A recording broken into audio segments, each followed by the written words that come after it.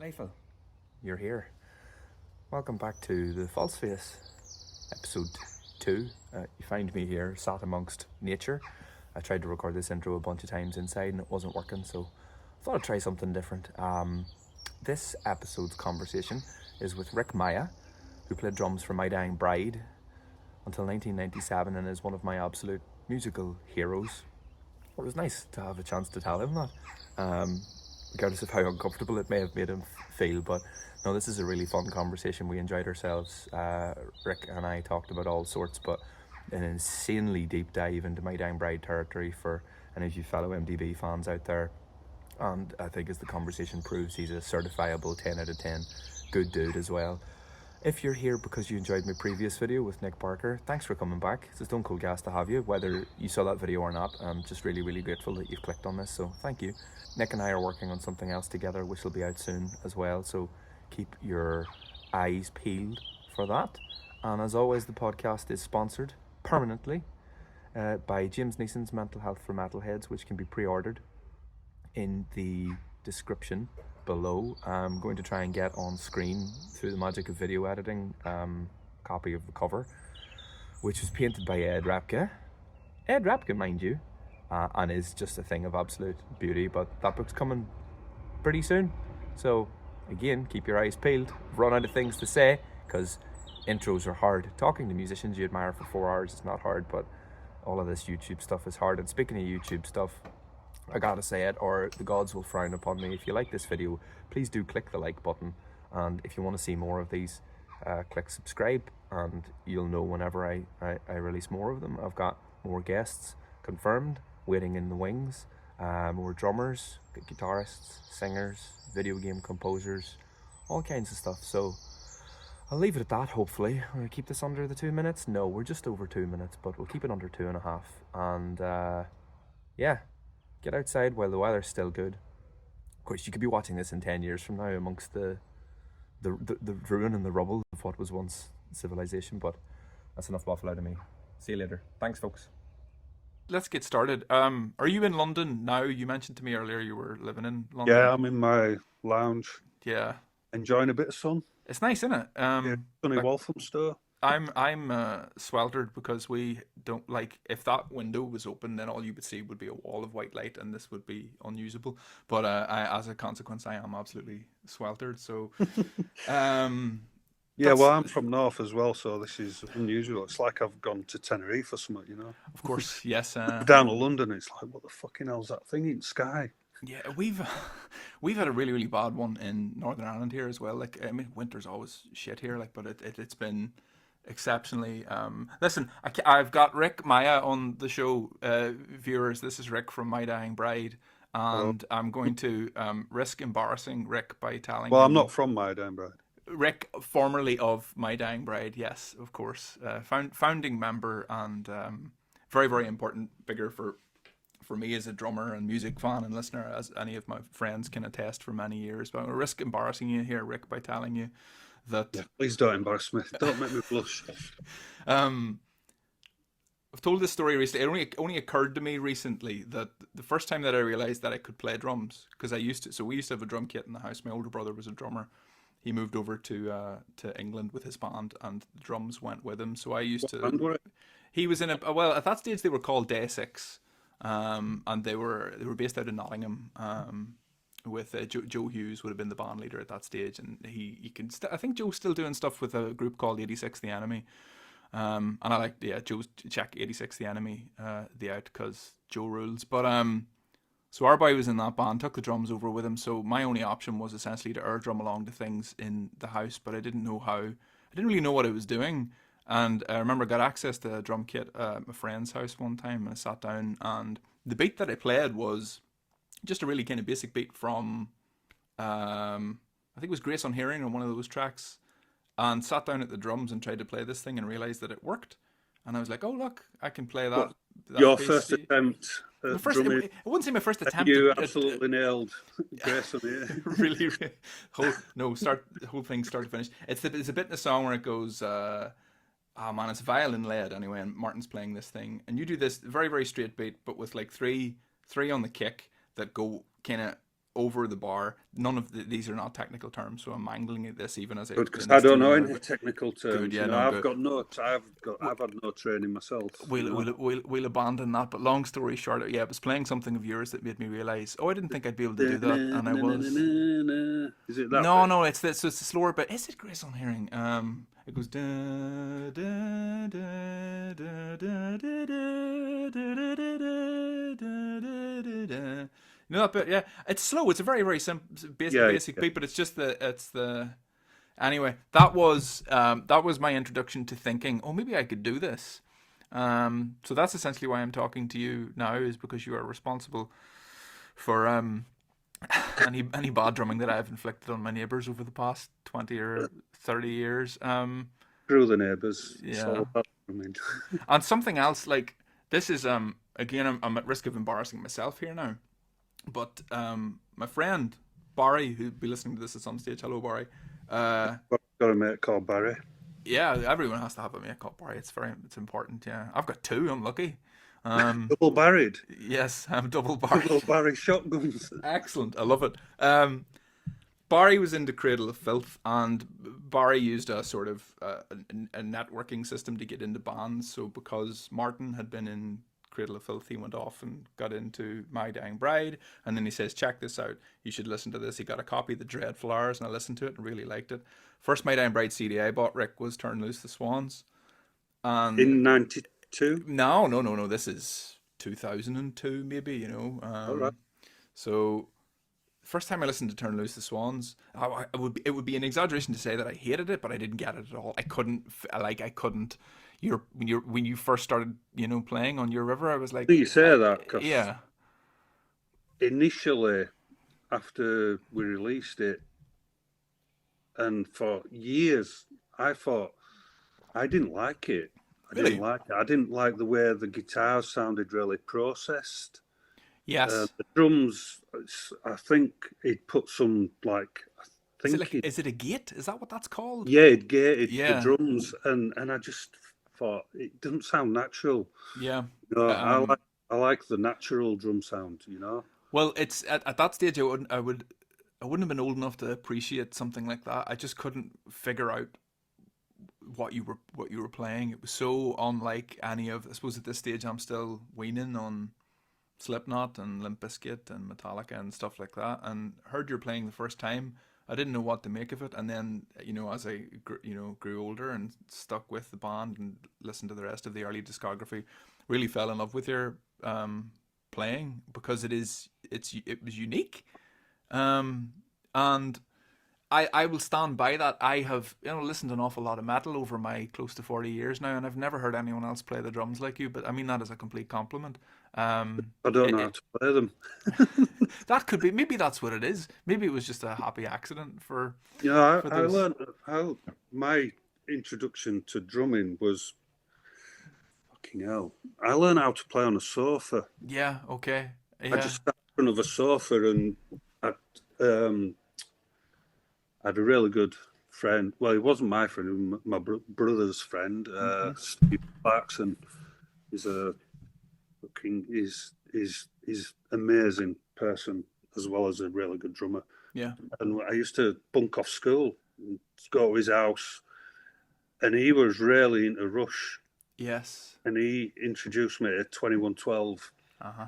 and we would sit in. Well, he actually had a drum kit in his bedroom. He had a Tama Superstar, Hmm. which I bought off him. He kindly sold it to me when My Dying Bride sort of basically formed. Yes. I would sit in front of his couch, my couch at home, and just try and drum to 2112. Yeah. That's ambitious. That's ambitious for a beginning drummer. I didn't know that, you Yeah. know. Of course you wouldn't. Yeah. That's a good point. Um. I had no I didn't. I had no ambition. The only ambition was like to try and To make the same sound. replicate what you were Yeah. doing. But obviously, you're only using your arms because you sat in front of the couch. You can't really. Yeah. So it was all about the arms first. The feet came later. I know. You know? And from the so like you must have been a Rush fan growing up? Was it just 2112, or did that start like a lifelong obsession with Neil Peart that most of us have? No, I mean, I do like Rush. Don't get me wrong. Mm-hmm.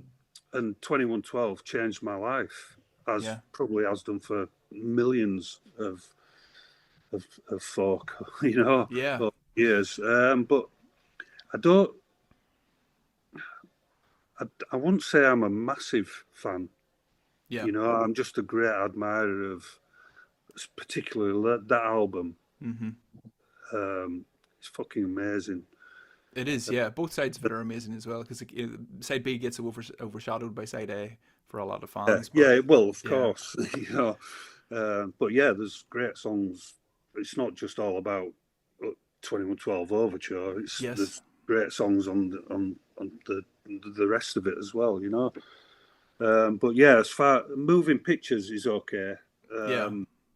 Exit Stage Left is a great live album. Yes. Uh huh. But It's a no, I'm not really. I'm not huge. I don't have every Rush CD yes. or album or whatever. I've got a couple on my iTunes Yeah. playlist. Yeah, I That's can no. There's that. there's other things that I'd rather listen to. Well, so what else were you listening to, and when did you get your first drum kit then? I, oh God, what year? I mean, I think I was 14. Mm-hmm. Um, and the only reason I got it was because my mum was sick of me ruining the couch. Yeah. I think we went through three sofas before she allowed me to get a drum kit. And my older brother, he was in a local band called Foul Play. Yeah. Me and Andy used to call them Foul Deaf. um, and the guitarist, his dad was the manager. I mean, they never really did all. Yeah. I think they recorded a 7-inch and released it, but they never did anything. They just used to play local gigs. But Steve, he was the drummer. Okay. And anyway, the guy's dad, they had loads of instruments around the house. Clearly a very musical family. And there was this just fucking rackety pile of drums. Like I don't even know what make there was. There were no make that you or I would know. Yeah. And there were 3 different makes, and he sold me. He had a big bass drum, 24-inch bass drum, a snare drum. There was like a tiny tom-tom, maybe 12-inch tom-tom, something. And then it had like a 16-inch floor tom, and all the hardware were fucked. And Yeah. there were a hi-hat stand as well, and a battered pair of hi-hats. Yeah. And I bought it for £28. Not worth the full 30. Pardon? Not worth the full 30. No, not quite. I don't know how we came to £28, but that's what he said. He must have said, "Give us 28 quid and you can have it." I got it home. I had to get it in when there were no parents. Yeah. If my mum had seen me actually bringing a drum kit in, even though she said you can get a drum kit, Yeah. I'd have brought it in. She'd have said, "Get that fucking out of here." So, So I slept in the attic, quite a big attic, so it fit in, and I just stuck it aside in my bedroom, set it up as good as I can. yeah. Bit of fucking gaffer tape here and there, and But that's a great test for the budding drummer is a Frankenstein kit of poor quality. yeah. If you can get started on that, then you're on the right track. Well, I mean, get started. I mean, I could basically play a really basic, well, an 8-beat and a 4-beat. Yes. That were about the limit I could do. But I had to play it really quiet because I was scared neighbours were going to complain, and Yeah. my mum would hear me, and eventually we ended up with a drum kit because we had a big cellar, and my brother's band decided to turn that into their rehearsal room. Yeah. So we had amps down there. We had a Steve's drum kit, and me and Andy. Well, we first started playing together when from the age of about 13, I think. Okay. 13, 14. And I used to play guitar, my brother's guitar. And Andy actually played the drums. Yeah. But we soon realised that he wasn't really good at playing the drums.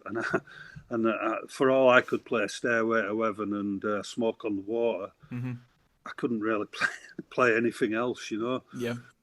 So we decided we were going to have a swap, and Andy did this riff, and I just went on cymbals. He said, "What did you do then?" Yeah. Oh, you know how to do that thing. So yeah. so you need to be drummer now, and I'll be guitarist.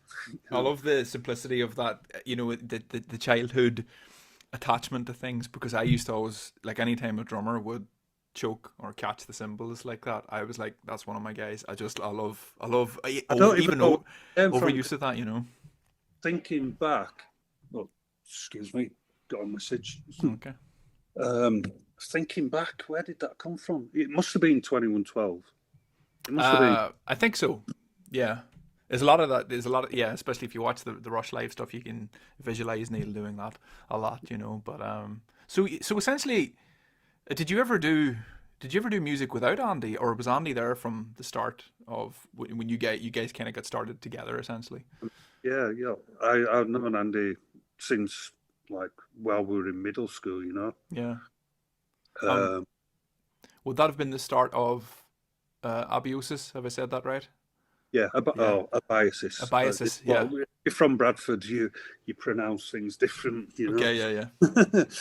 I think Abiasis was the Bradford pronunciation. Yes, I prefer that. I'll go with that. It's better, yeah. I forgot about them. The really poor deaf tribute band. Yeah.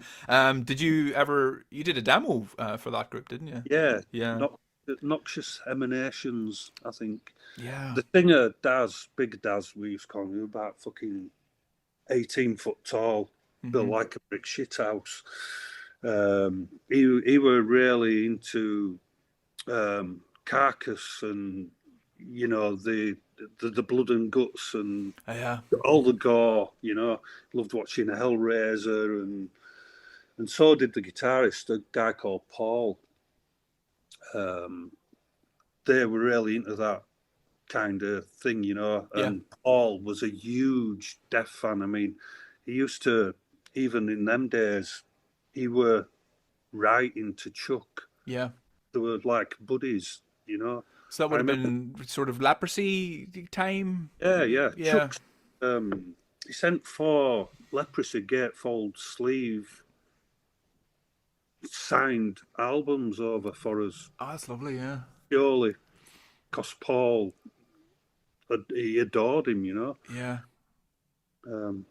I've no longer got that. I gave it to a German friend. Yeah. I wish I'd have kept it. Yeah, that'd be not just because it's a brilliant album cover, but you know, I really Green Bloody Gore and Leprosy are 2 amazing albums, you know. Yeah. Funny enough, I would say my favorite death is probably Leprosy and Spiritual Healing as well. I like that.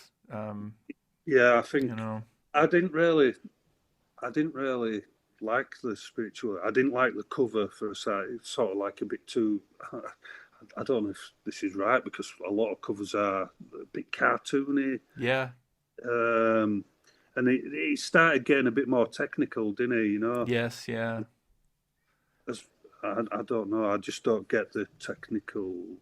Well, that was the trajectory he was on, definitely. I mean, if you ever heard Human, like, they're nearly like different bands, you know. Yeah, really. yeah. And it went from, was it Sean Reiner to Gene Hoglan and then Richard Christie, and almost those guys are trying to one up what the drummer before them was doing, and it becomes more and more technical. He's got some amazing drummers. Like it's a great list. But yeah, so you're going for Leprosy or Scream Bloody Gore in the Ageless, which is the best death album discussion. I'd have to say Scream Bloody Gore. Would you go with Scream Bloody Gore? Yeah. Yeah. Yeah. Although, I don't know. I don't know. Do we have to separate them? Can't we just say they're both amazing? Yeah. I think we'll go for that. It's I was going to bring this up whenever I was talking to you later about like Gods of the Sun as well, but it's very rare that I would listen to any of the individual songs from those albums. I'd always just want to stick the album on, or if one came on, I'll turn shuffle off and listen to the rest of it, which I find happens with like Gods of the Sun for some reason as well. But no. We used to, Abiasis did a cover of Zombie Ritual. Yes. Yeah. Yeah. But the no recordings of that then. There was a live recording. Maybe, yeah, something knocking around somewhere. Yeah. I don't think we'd put it on the demo, or did we? I don't know. Yeah, that's the one thing, because me and Rick talked a little before I started recording, and I did a lot of research essentially in terms of like all of your recorded works with MDB and various bits and pieces of like video footage, and I read through Hammy's book again and the book that Greg Moffat put together for the box set that came out a few years ago, and somehow completely missed that Abiasis demo altogether, which I feel really bad about. Like, but so that would have been your first recording, and so that's you and Andy, and at some stage it was basically two halves, wasn't it? It was you and Andy, and then Calvin and Aaron approach you, or did you approach them, or how did Might and Bread come together? Really. We kind of just, me and Andy weren't happy with Abiasis. We wanted to be more serious, and we didn't want to just be a death tribute act, which is essentially what we were. Everything we did sounded just like death. Yeah. That era of death.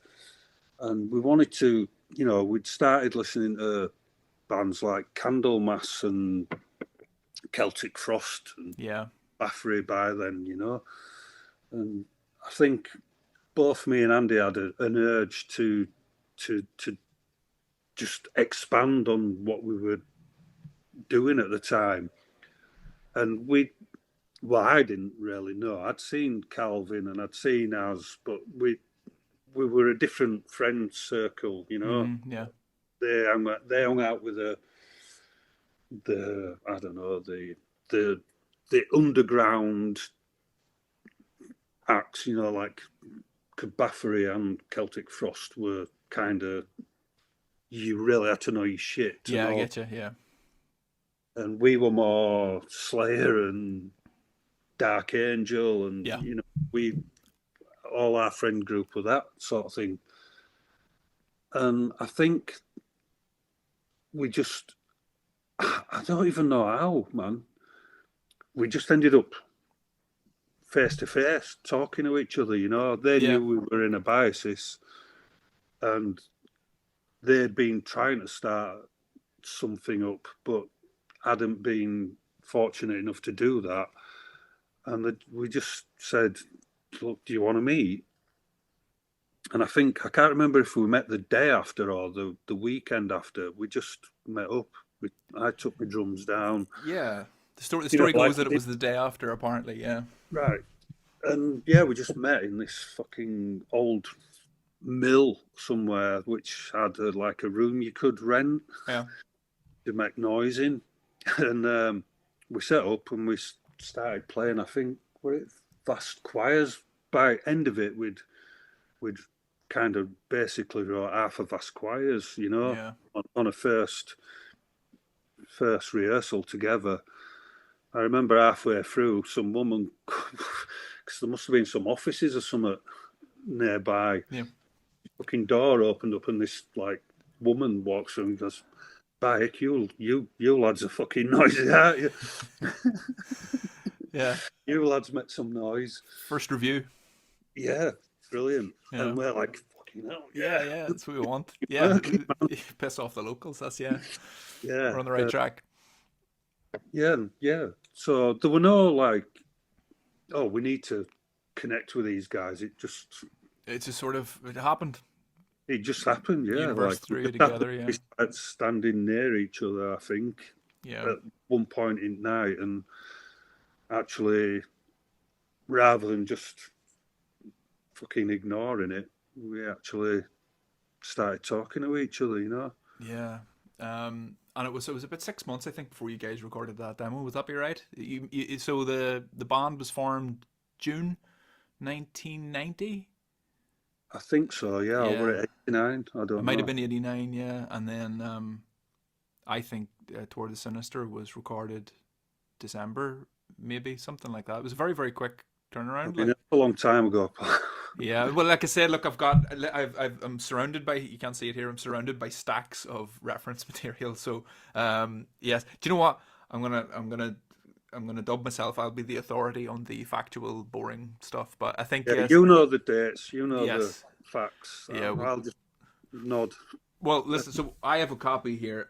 I used to have a copy of Towards You've got a copy Sinister. of the demo? No, man, I used to. I used to have it. I have whenever I was a teenager. The first thing that I started to do whenever I got my first job was buy like stuff like that, demo tapes. I had a copy of one of the Cradle of Filth demos. I had all of your early stuff. I had the 7 inches, like Sexuality of God Bereavement, is and alone. yeah, no, the only one I never got was God Is Alone, because even I then it love that. was, yeah, That's that's my it's favourite song, man. You know? it's so good.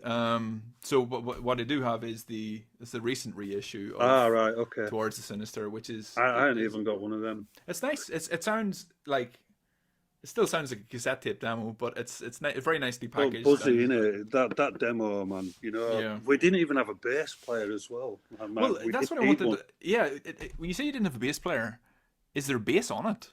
No, No, so neither of the guys threw a bass track down. They just no, thought, no, we've no bass player, so we can't no. have They just bass. tuned that low. Yeah, We and the production is fucking it's wank in it. well, But it kind is of that suits is it. yeah, that's the appeal. I think I'd be hard pressed to say it. Like, nobody's going to make me choose a favorite, but like between the version of Symphonera that's on that and that's on the single, I couldn't say which is my favorite sound wise. I think that the murk of that demo is so much of its appeal. I Like, it think it just, kind of really epitomizes that era.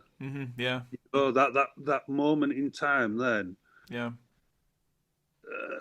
Because we weren't just underground. We were like Middle Earth. Yeah, the fucking platonic, whatever the phrase Yeah, is, the yeah, tectonic plates. That's it. Yeah, yeah. We were we were like in the lava in the middle. yeah, yeah, yeah.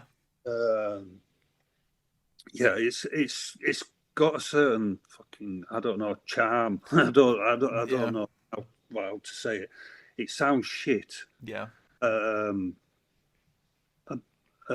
but you can't imagine it sounding any other way. You can't. Even Yeah, like the re-recorded yeah. Symphony Air, and it sounds like a totally fucking different song, really. It does. This was the big difference with the re-recorded Symphonera, is that Martin's all over it with the violin lines are like they're like vocal lines almost. They're so well composed. Yeah, Doesn't well, so that's what changes that song. I think by the time I you get to mean, the single. Martin's introduction was an absolute game changer, really, wasn't it? Yeah. I think, because neither Andy or Calvin are big on lead guitar. Yeah. I think It's yeah. essentially rhythm guitarists. Yeah. Um, the thing So about getting Martin in and letting him play his fiddle like he does, he's fucking awesome fiddler.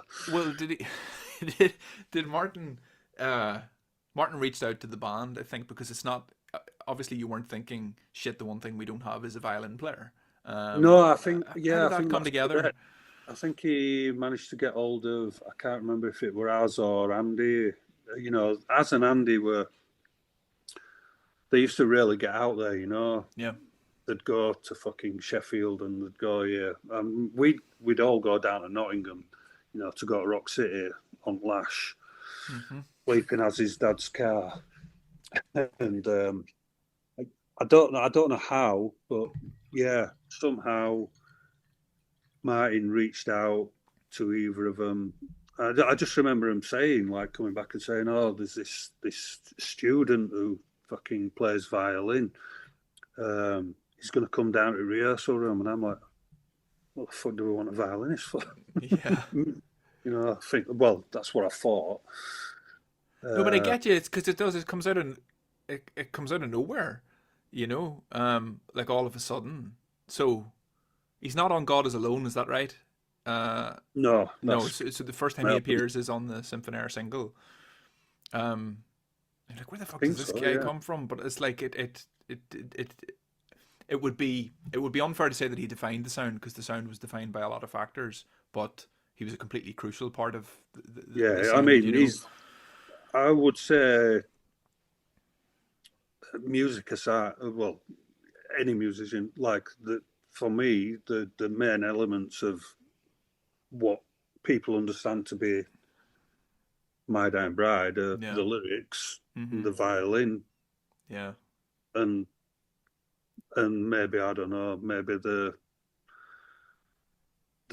certain guitar melodies, People talk. one People talk. one note riffs. People talk a lot about, or have talked a lot over the years about, uh, Andy and Calvin's interplay as guitarists. That there was a Great lot of together. brilliant, yeah. Like, and there's essentially there's so much music on those records that can only be played with two guitarists because they're constantly in sync with each other but playing different parts. So if you were to listen to it in stereo, say for example, and you got like Andy in one ear and Calvin in the other, and you turned one ear off, the music would become unrecognizable all of a sudden because of they're doing different things. But Well, the good thing is, like Andy was more aligned with the slow single note, yeah. like Turn Loose the Swans, for instance. Mm-hmm. I remember him coming up with that riff, Yeah. whereas Vinny was always fast, aggressive. Mm-hmm. That were his forte. Yeah. And when you put that together, it's like, especially for me Yeah. as a young drummer back then, I thought That's it was fucking amazing, to because you got the best of both worlds. It's really interesting to hear you say that, Rick, because after Calvin left the band, that left the band too. And I don't think I've ever put two and two together on that before, but like, almost all of the post Calvin and post you for that matter, material, My Dying Bride's calling card became, the dirge, the really, really slow, kind of funereal, heavy, doomy I stuff. think they've done a couple of fast. There's bits and pieces in there, but there's nothing in there on with the likes of Well, like I Vast mean, I Squires don't or know. Like, I did listen to what were it? The Ghost of Orion, I think. yeah. I have listened to some of the Dreadful Hours, I think is Mm-hmm. it called. Yes, it is. Yeah. But I'm not. I don't listen to really My Yeah. Dying Bride. Um, I don't really listen to any For no, version of of course, Dying Bride. it's very common with people that have left bands as well. It'd be a painful factor there to It's not just listen because I into. left. It's just because I'd rather listen to fucking Left Hand Path Entombed Yeah. or Rivers of Nile, or Yeah. there's a band called Fat Dog. They're Yeah. fucking amazing. I don't want to like. Yeah. I don't fucking listen to My Dying Bride. I'd rather listen to something else, to be honest. There's very few things that I would like to listen to more than Left Hand Path, to be honest with you. That's a common thing, I think, you know what I mean? If you've got a choice, if you've got Entombed in one hand and you've got something else in the other hand, 9 times out of 10, I'm probably going to go with Entombed, I think. So, yeah. Yeah, I said to someone on Facebook last week, I think, you know, to put something about Left Hand Path, and I'm like, fucking hell, that's like my heroin. I need at least 3 doses of that a week Yeah, yeah. to fucking make me functionable. Yes, it's an essential record, 100%. Yeah. Did you follow Entombed, Rick, as they progressed into a different sound, like, or was it just the early stuff that you like, or how did you get on with the later material? I don't mind it. I Yeah. don't mind it. I mean, I don't listen to it as much as I do Left Hand Path or Hmm. Clandestine. Yeah. I still like it. It's fucking. I mean, like I said to you before, I do like a bit of stoner. Yeah. I Yeah. like Yeah. a Yeah. groove metal. I like Obituary, man. I'm Yes. fucking groovy as fuck. Fucking right. Yeah, I've got me. You can see Obituary. Where am I pointing? Just above me on the wall Oh here. yeah, there you are. Yeah, yeah, yeah. That's the latest Obituary album. But did you ever see Obituary live, Rick? Oh, yeah, luckily enough to see Yeah. them when they came over in support of Slowly We Rock, Jesus. Oh yeah. So We lived in yeah. Bradford, obviously, and Yeah. Bradford, we were really lucky, man. We got everybody came to Bradford, all the American bands, Yeah. established, not so big. Fucking hell, man. It's great. You know, Seeing Donald Tardy play drums live is the most fun I've ever seen a musician have, and for just playing for his own band. And the second most, previously I'd said this about Hamish, who joined My Dang Bride after Calvin left, and you could tell, like when I went to see My Dang Bride with Hamish, Hamish was the biggest My Dang Bride fan in the room. I always thought he loved playing with that band. You could just see the joy dripping off him. But like Don Tardy on drums with Obituary, Jesus, the infectiousness of watching that guy play live, like he's another hero of mine, yeah, and I love Trevor Perry's, man. Of course, His yeah, fucking riffs. For yeah, me, I would happily say to Donald, if you no longer, if you yeah, want to rest, yeah. please, I'll be your man. Give me the I shot, yeah. love to write with Trevor Perez, man. His fucking riffs are awesome. He's incredible. Like even coming back to Entombed, like I remember Eric put out, I don't know, it was a T-shirt or something in the '90s, and it said you can only trust yourself in the first three Entombed albums. And I always thought, like a bit preciously, that was very damaging because the reason they were putting this out was because they had released the first three Entombed albums, and it was like, don't follow Entombed off to whatever their new record label is, and check out these other albums. There are no bad Entombed albums. Not a single bad one. And Obituary's the same thing. Obviously, people always talk about Slowly and Cause of Death, and all of it. Like at the end complete are what people tend to focus around. But every record is at Yeah, least they're all close to brilliant. awesome, but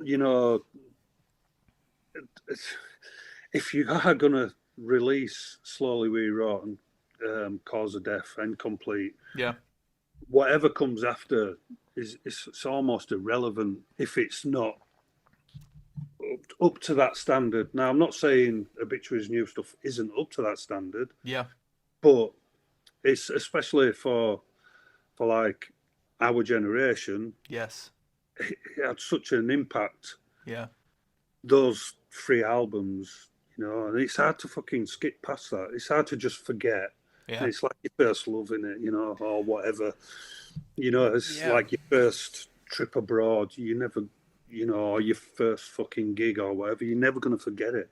It's such a big thing with people who were fans of bands that were releasing classic albums at the time, as you would have been. I didn't And know everybody was. Yeah, That was the golden era, wasn't it? Yeah. Like I came to all of that stuff much later, so I discovered Obituary. By the time I got into them, but it would have been about 2009, 2010, which is late enough. So I was only able to go back and look at the catalog and take everything essentially on its own terms. And the one I ended up loving the most was Back from the Dead because of how simplistic it was. You know what I mean? Like it's you can hear the AC/DC influence in the way that those songs are put together, and the way that the groove is played, and just how Don stripped everything back to an extent. But it is so play alongable, The technical stuff, simple. Yeah, It is. It's because I'm fucking simple or something, but simple really. It does something to me. Well, I'm going to challenge you on something here, Rick. Do you think you're a simple drummer or simplistic drummer? Is that how you would categorize your playing? Sorry, I've turned into a Kerrang journalist here. Like, but what do you think? Because I wouldn't agree with that. Very, very respectfully, like, but some elements in some songs, I can see why people who actually play drums would say, "Oh, that's quite technical." Yeah. But to me, I think it's pretty simple. Yeah. I don't know, man. You see, because I've never really been taught. Yes. I don't know anything about. I don't know rudiments. I can't even fucking do a paradiddle. I can't do a paradiddle. I'm the same. I love hearing people. Not say admit that, but you know what I mean. I love talking to guys who can play drums and can't do that shit. A lot of people would say it's folly to fucking say that or whatever. Yeah. But this is the God's honest truth, man. I've never had a fucking lesson in my life. I just play what I feel. Yeah. You know, and I've never, you know, like the rhythm section. Yeah. The drummer's supposed to lock in with bass player. Yeah.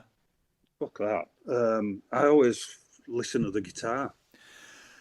Yes, you've preempted another question. So I'll preface it by asking this. Were you a fan of John Bonham when you were growing up? No.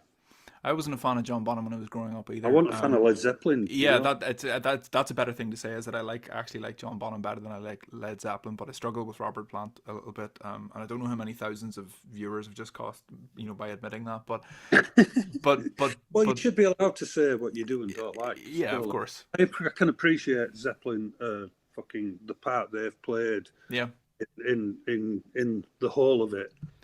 And they're obviously all clearly amazing. He's a brilliant vocalist, guitar, second to none. And John Bonham, or Bonzo, is it? Yeah. Is allegedly the most people's number one pick. Yes. But, sorry, he's not mine.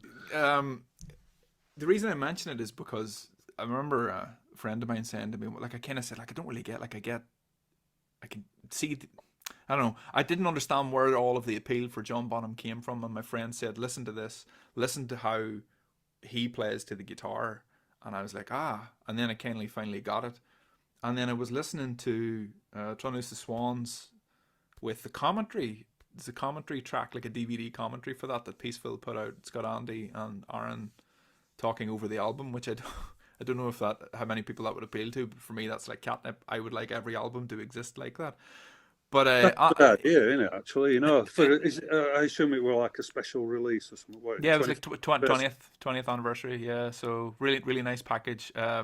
Fourth version of the cover art in total, because you remember the original was the 3 releases, and then they had taken the CD cover but reframed it, so it was technically a new 4th version of it. Like, but the record label would have loved that idea. Hami insists that he didn't know that's not what he was pushing for. He wasn't pushing for people to buy 3 copies of the same thing, but I don't know how true that is. So, well, I didn't notice a triple jump in royalties. Exactly so. Right. Yeah, exactly. So it wasn't rolling your way. But Andy says on that commentary disc about how you played to the guitar, and I don't think I'd ever noticed that before. And then listen to the albums in light of him saying that, and it's completely true, Rick. Yeah, you 100% play to the guitar, but not in a sort of slavish way. It's slavish, whatever that word is. It's like it's such a musical way of playing drums, but it is in most cases inextricably linked to, I suppose, the rhythm of the guitar. Yeah, it's extraordinary. It's very interesting way to play. So that's why I mentioned John Bonham. What feels most natural. Yeah, and you can tell it's instinctual, Rick. Your playing's instinctual. Yeah, you're following your notions there. You know. And like I said, you know, me and Andy I'd only ever played with one guitar. Yeah. You know, leading up to that. So other than Abiasis, but even then we didn't have a bass player in Abiasis. Yeah. So did you a recurring theme here, isn't there? Was that ever used as a sales pitch isn't the right word, but was that ever used as like kind of check us out? We don't have a bass player, you know? No. I don't think we even realised. Yeah. To be honest, there were just 4 of us on stage. Yep. 4 people, the band. Yeah. Right, well, let's get back on track. So we've covered this. Love it. Fond memories of this one then, Rick. The demo. We are pro demo, yes. Well, yeah, pro towards the Sinister for sure. Yeah, vast choirs sounds better on this, I think, than on As the Flower Withers. And As the Flower Withers, the drums sound terrible. Wait, hang on. Wait. Bear with me. We'll get there. I want to go with this next. Oh, sorry. So, yeah. I think that sounds epic, though. You know, like we were saying, the demo is you can't imagine it sounding any different. But if you almost have to think of it as being a different song to the one that's on the demo. You know. Yes.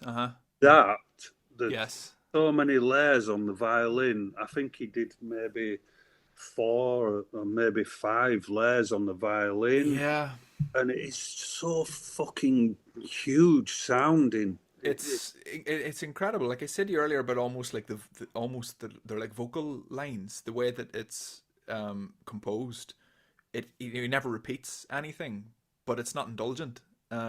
And the way that one of the last things he does is just this lingering kind of, and that gets lower in the mix. It's an incredible debut for him. I suppose that would have been the first time that Martin was on record with anything. Would that be right? Yeah, I think so. Yeah. Yeah. I mean, he was young, Martin, when he first came to us. What he fucking 17 or something? Yeah, well, there's something in one of the books there that I read about. He had given him a bit of a hard time because he was a student.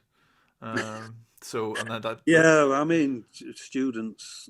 We've obviously been from Bradford. That were quite a lot of students with Bradford University, and yeah. we used.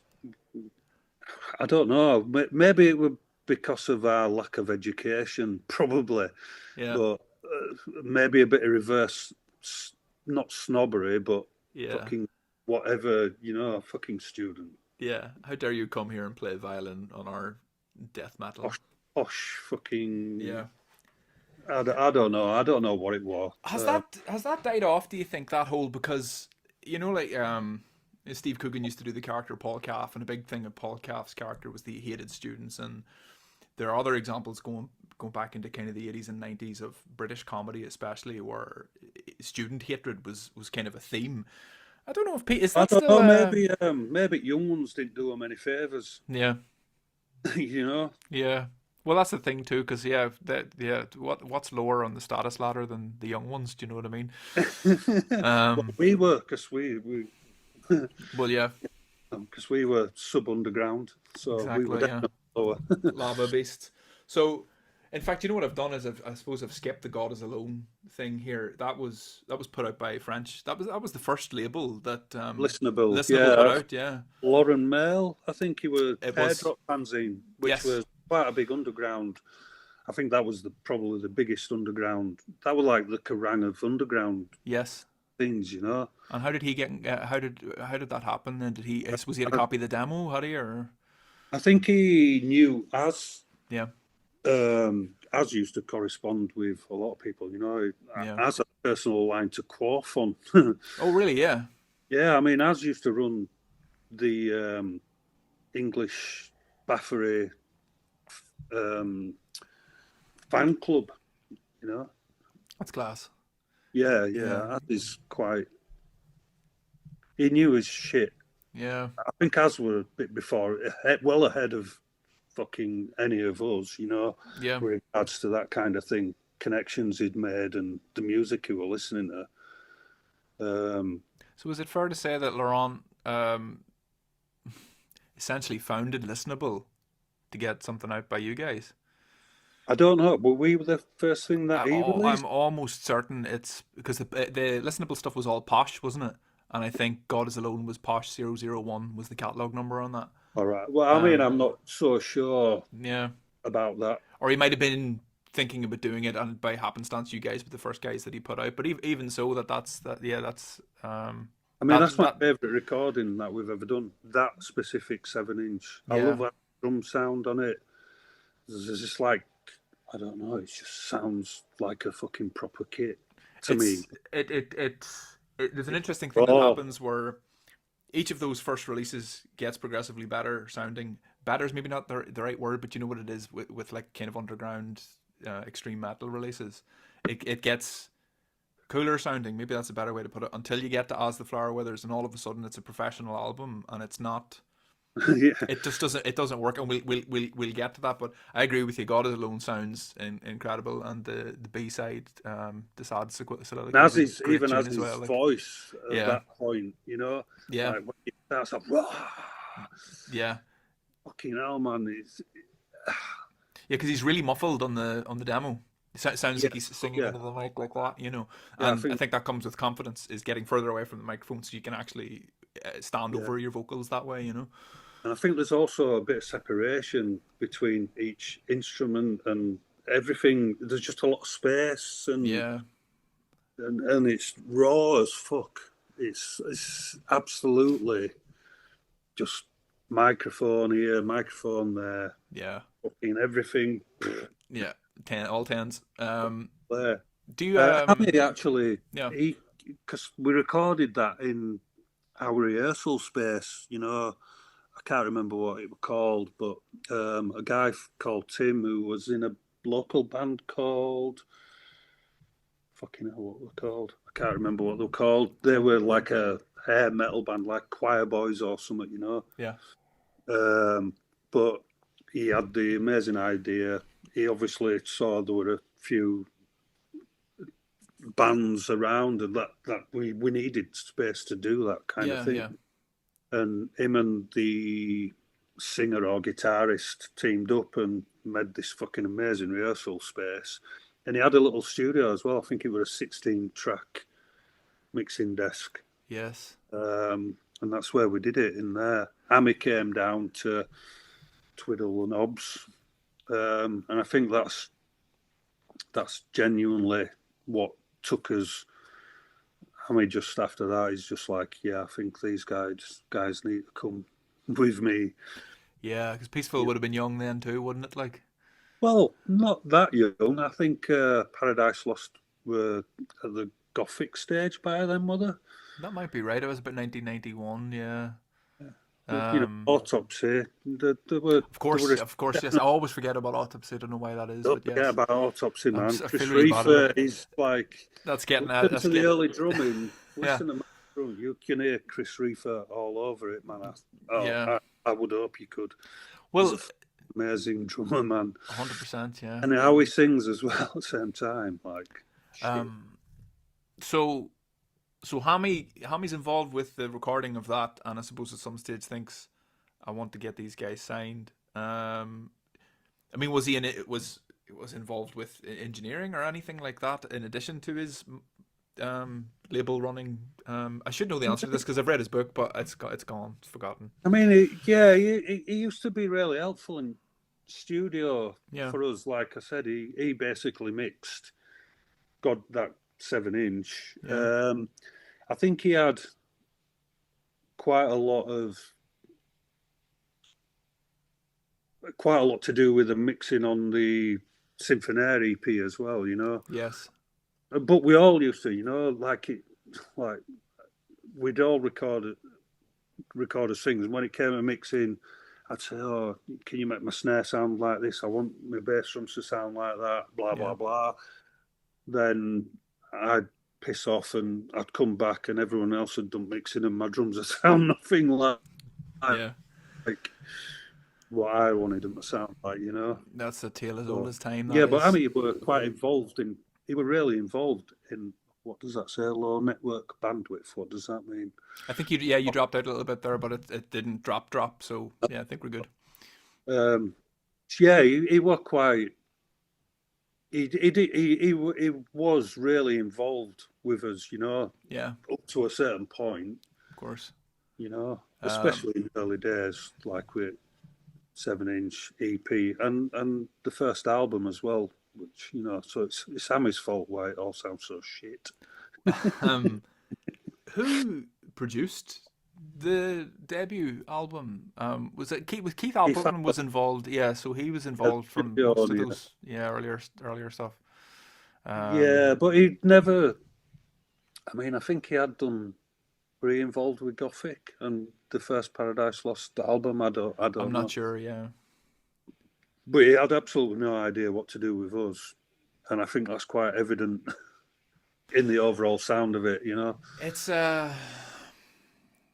I've spent so much time with it. It's hard to be objective about the album. I think I would agree with you. I think the sound doesn't suit the music, but at the same time, there's a clarity to it. And because the first time that you're heard on As the Flower Withers, hang on a second, we'll keep things going with the right. So for reference, for anybody, As the Flower Withers, 92. So the first time you're heard is playing the opening to Sear Me. Yeah. And there's a I'm just gonna say it. There's a fluffiness to the sound of the drums. Do you get what I mean by that? Like a little sort of like an airiness. But there are parts on the album, Rick, where that works really, really well, I think. Overall, though, there's a rawness that's lacking from the recording. But then, I don't know necessarily that he's ever sounded raw again after the Symphonaire EP. No, it all got a bit. Yeah, it got cleaner and cleaner, Yeah, obviously, because you have bigger budgets, you have more time. Yeah.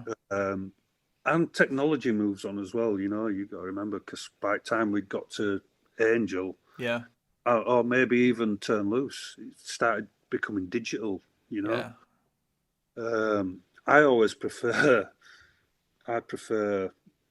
pre-digital sounding records, to be honest. Yeah. There's a lot of good stuff you can do, but with As the Flower Withers, there's some. I mean, I'm pretty pleased with some of the drumming on that. It's really let down by the sound. Yeah. A lot of it's too low.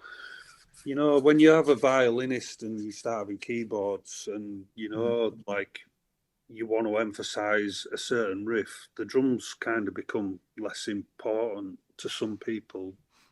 Do you know what I mean? Like, I would say for maybe most people that's kind of the case, I think. But drummers will always find a way to pay attention. I think it may be my favorite thing that you ever played is on that album, which is on Return of the Beautiful. There's a section that goes da, na, na, na, and you play something like, I think it's about 8 different parts. That's. Yeah. So you've got all these different parts, and there's a bit where you play this thing where you just, I don't know how, it's almost like it just stops, and you're just going like that with feet, and it's just psh, psh, and then into the next bar, and then it comes around again, and you play that fill in the same part. So say there's 4 bars twice, and you play it in the 3rd bar. When it gets to the 3rd bar the second time, the first half of the fill is the same, but then you go over here and you go ba ba, and the composition of it, again, you're talking about like playing for the feel.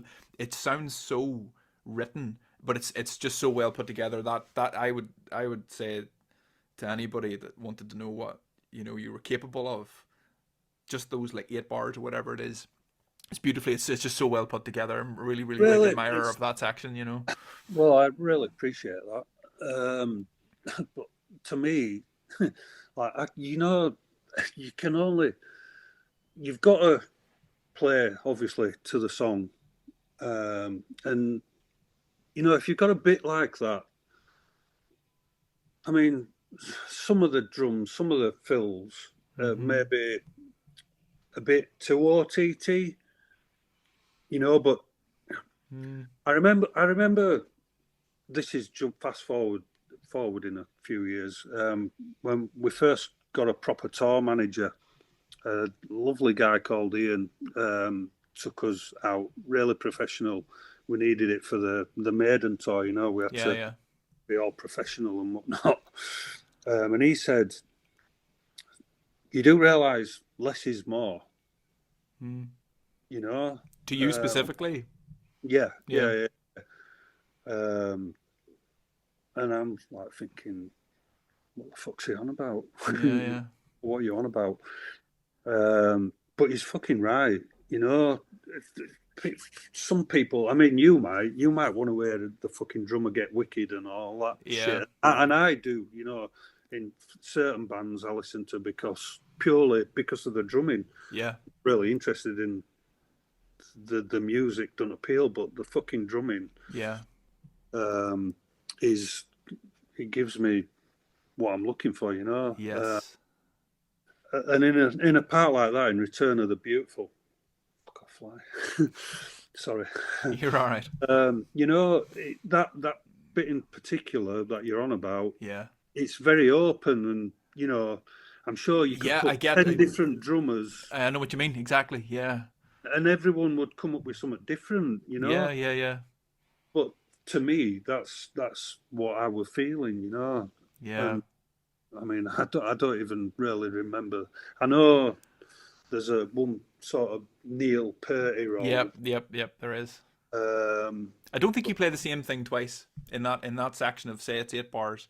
I don't think you play this. I think it's basically 8 different parts. And that's just always really appealed to me, because that in itself is a Neil Peart thing to do. Neil Peart would go out of his way not to repeat himself. But it took me a long time before I ever realised that. And he would have been doing that very consciously. But I think that, there's in Amy, for instance. Like, I mean, I remember hearing Neil Peart. He was the first person that ever do a drum roll up. Yeah. The drums, instead of the traditional way, Yeah. And I try to do a similar thing in Say Me, I think it's when it gets to the fast fucking crazy bit. Yes. It's like 2 drum rolls in one, almost. I know exactly the bit you're talking about, yes, and they're punctuated by a cymbal hit in the middle, yes. I know exactly what you're talking about. Ferocious. See when that song kicks off, after how slow it's been for so long, whenever it starts in with that tremolo picking, yeah, it's incredible. And then similarly, whenever it slows down again and it's just you and Aaron's vocals are so, he sounds like he's in real pain. Do you know what I mean? It's a very, very effective section that, He's an amazing vocalist. Incredible vocal. Oh, it's only ever got better, I think, as he's got older. And who does that happen with death metal vocalists? That's so unusual, I saw him a couple of weeks ago with Parasite, and fucking hell, live is. Yeah. I mean, how the fuck he does it? I mean, he's nearly 60-year-old now. He's got more. He's got more confident as he's got older as well. Because he used to suffer terribly from the stage fright. And I only ever got to see My Damn Bride once, 2013 maybe, I think. And he was doing the. Well, you were probably too young when we first came over. I would have been, definitely, yeah. Oh yeah, 100%. I'm 5 or 6 years old, I think. But so 2013. I'm not sure what the return at that time. Map of Failures, maybe. David Gray was playing drums for He's them. an amazing drummer, man. Right. So, I got to I really want to talk about David Gray playing drums for My Damn Bride. Actually, the Antichrist. Antichrist Imperium. Fucking hell! Kicks the fuck out of me. Yeah. There's one song, can't remember the name. Can I have a look? Do you mind? You can. I've got the record over there, but it's too far out of reach. He's due credit, man. Yeah. He's fucking. Where is it? Third Degree Baptism. Yeah. The fucking drumming on that. It's like when I heard that, man, I was like 13 again. I'm like thinking, fucking hell. Yeah, he's. It's in Akakoki, is it? I'm not particularly fond of them. Really? Don't ask me why. Maybe I haven't listened to it properly enough, but I fucking love that album. Yeah. And that song in particular is just like. Yeah, it's very full on, that music. The Antichrist Imperium stuff is really, yeah, it's not for the faint of heart. So he was playing at the gig that I went to see, but Aaron was doing the whole kind of rock star sort of stage banter thing, and I was like, who the fuck is this guy? Because I remember seeing, older footage of Aaron where he had to lie down on the floor and face the back of the stage for certain passages because it was just so obviously racking with him dealing with these lyrics in a public venue. But yeah, look, it looks like he worked through it, or found another way to perform. But it was so cool to see him relaxed on stage. The reason I wanted to talk about David was because, with relation to your playing in particular, I suppose I should frame this with a question for you first. Would you have found that when you were playing live, you were trying to play the parts as they were recorded? Would that have been important to you, or would you have been an improvisational live drummer? I think some parts, especially in around the Gods of the Sun time, some parts I changed, or played a little bit different, but the same. But we always, as a band, we always tried to give whoever was coming to see us what they were here, Yeah. So yeah, in the early days, it was we have to fucking. There were no steering away from what it should be, you know. But as we sort of went on our journey, and me on my journey with My Dying Bride, it changed, because we were no longer the fast, angry. We became more doom than deaf. Whereas we were more deaf than doom in the beginning. So I had to constantly change my style. You know, like you know, you're a My Dying Bride fan. Turn Loose is vastly different from As the Flower Withers. Angel and the Dark River is vastly different from Turn Loose. And then, almost thankfully, Like Gods was a bit more. It were kind of like a bit of Turn Loose and a bit of Angel and almost a little bit of As the Flower Withers. Yeah, I think it's the least amount of difference between LPs is between Angel and Like Gods. You know what I mean? They seem a little bit more. That's probably because the lack of got a bit more growls. Yes, yeah. It's like a heavier. It's heavier in one sense, but it's got a better flow. I think, you know.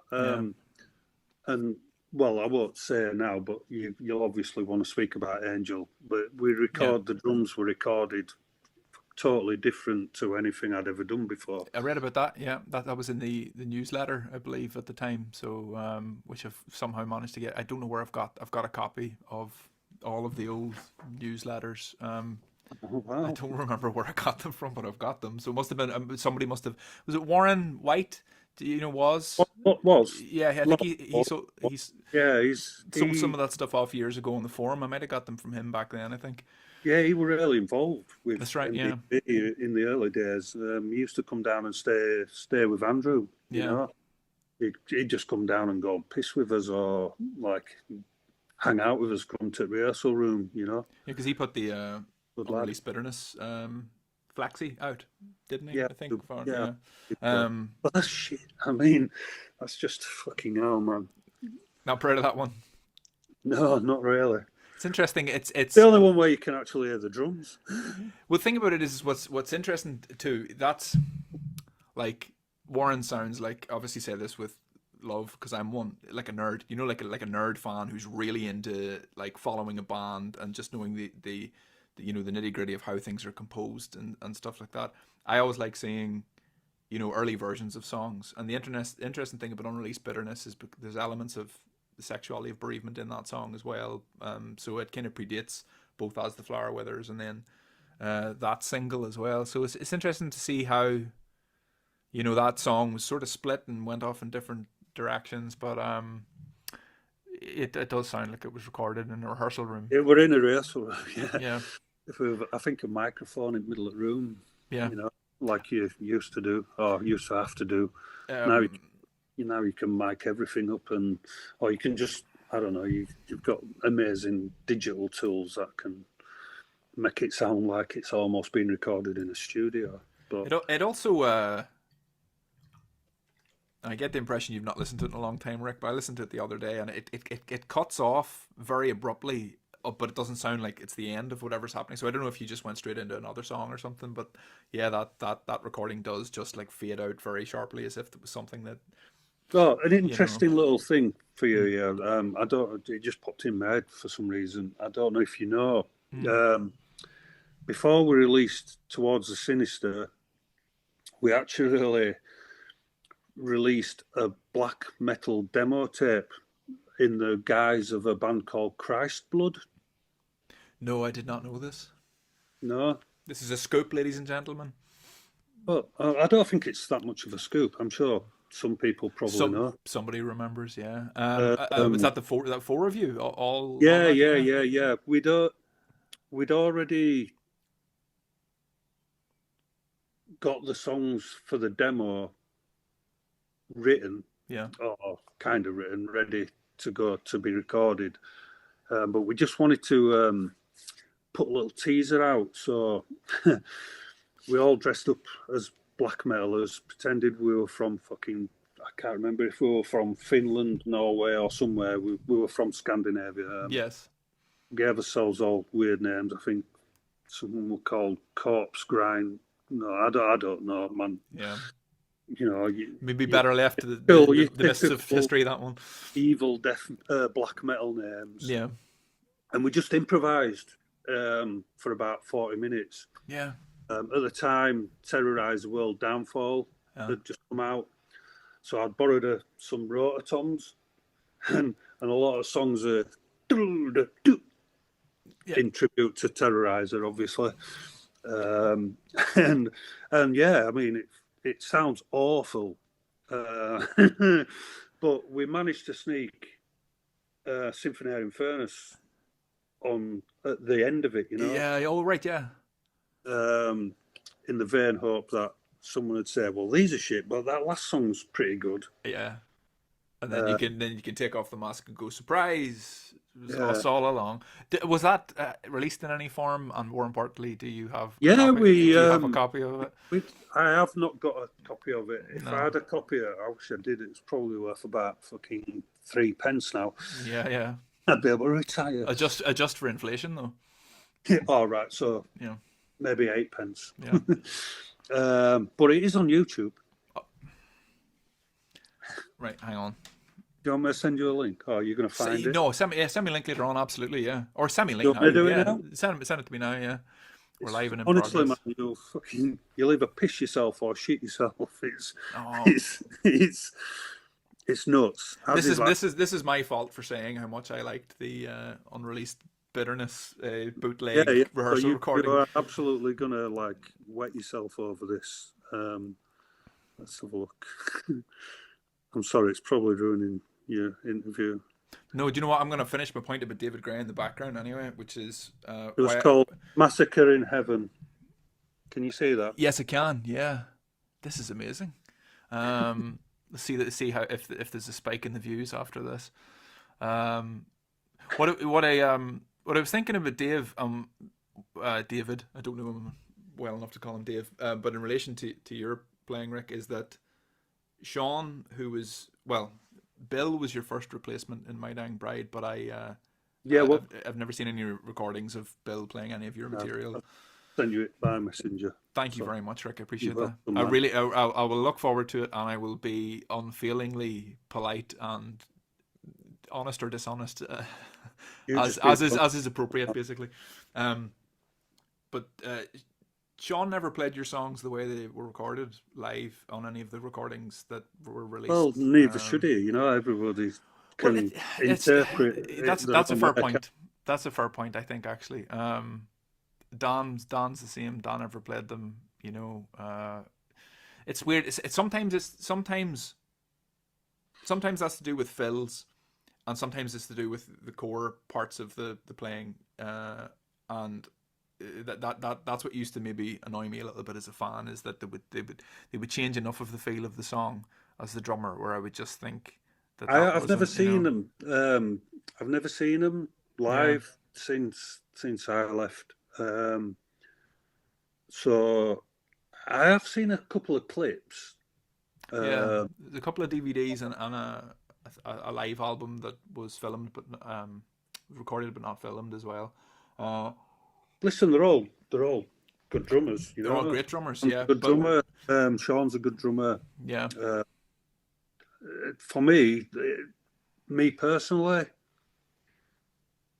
even though I'm not sure how it would have worked and affected the sound, I just think if you've got a drummer like David Gray, you try and keep hold of him, don't you? Surely. Well, this is the thing. So David was the only one that played like you. I found that when I went to see David, he was really, really faithful to the original recording. Well, I mean, he must have been. You know, but he'll have done a far better job than I could have done, because he can actually do the fucking blast beats. You know,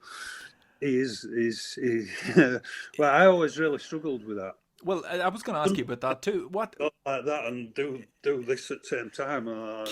Can you remember, if I'm not putting you on the spot here? Can you remember how you blasted, what your technique was? Because you dropped it very early on, but it was on the first couple of releases. Yeah, it's definitely on Catching Feathers. Yeah, it's off demo, man. That's just.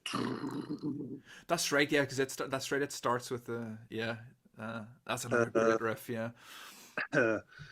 And maybe in some others, but Is it on cat? Is it not cat? Does Vast Choirs? Uh see, I'm bad with names because first of all, too many of the song names are in other languages, and second of all, I just tend to you're not listen up to with the your things. Latin. I'm not. I'm afraid not. No. Neither am I. Le Surf Malade, the Six Stag. I can handle that. And that one doesn't even have any drums on it. No, But I think there might be some like there's computerized thingy. there's percussion. Yes, there's percussion. Yeah, But no, I always think it's really interesting when you hear blasting in bands that doesn't last because I don't know if you know Andy Whale that played for Bolt Thrower. He blasts on the early Bolt Thrower albums. well, I I think the used first to two, like. and I then he nicked. dropped it forever. You know. Yeah, I nicked. There were a thing that Bolt Thrower did. It'd be like it when he were in a snare, he did the bass drum at the same time. Yes, I know. Yeah, I know it. I took, I stole that off him. Thank That's you, Andy. That's interesting. Yes. And same with Ken Owen from Carcass. He'd Yeah. go, and Yes. I used to do that as well, or try. Yeah. You What know, is it fair to call Ken Owen an underrated drummer, or is he appropriately rated? Like that guy is an absolute legend. I love Ken. well, he's a fucking legend. He's a legend, isn't he? Yeah, he is. I mean, there was a great photo of him, Volta, and Bill and Ken.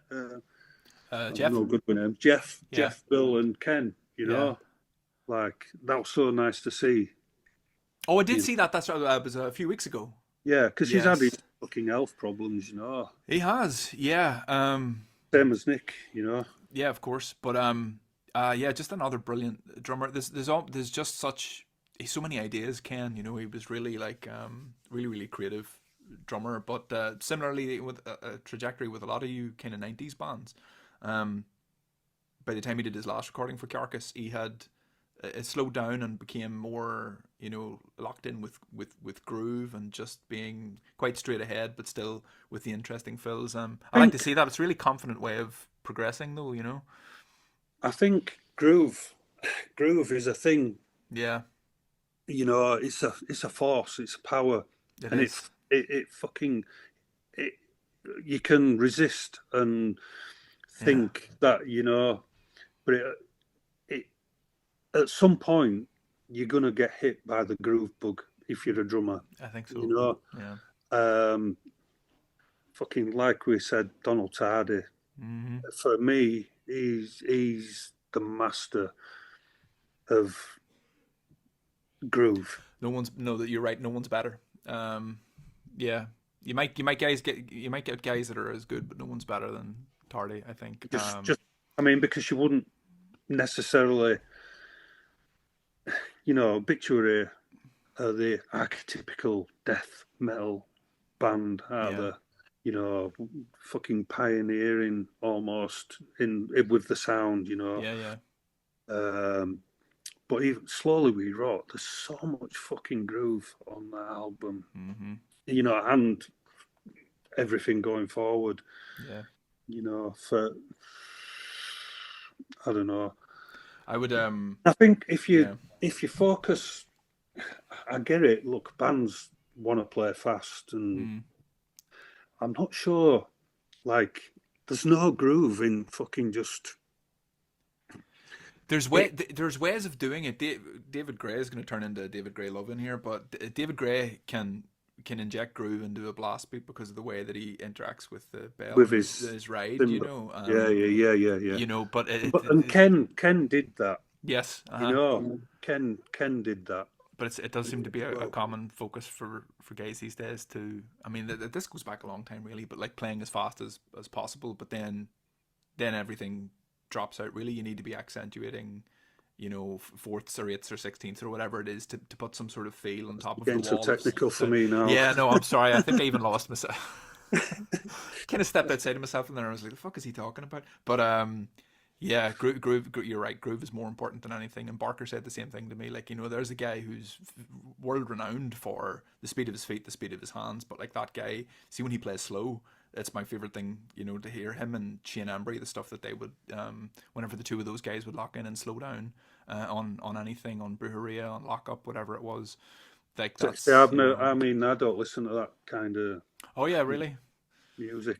For shame. Sorry, No, that's okay. That's on okay. my head in shame.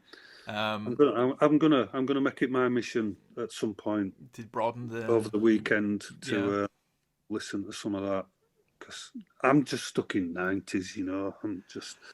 I've as Although I've recently, like Rivers of Nile, or is that how you say it? Nihil, I think Nile. I would go with Niall. Yeah.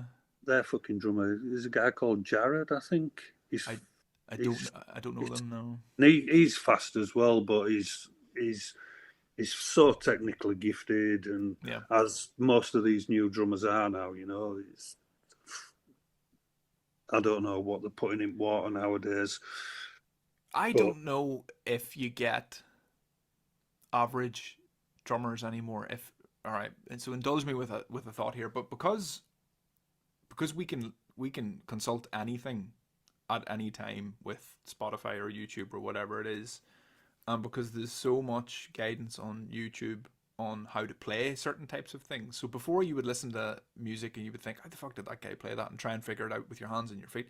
Whereas now you can actually go in and people will discuss techniques and show you, you know, visually, like if you hold your arms here or you hold your hands like this, it'll make a difference in how you play. You know, people can get trained up really, really well, really, really quickly.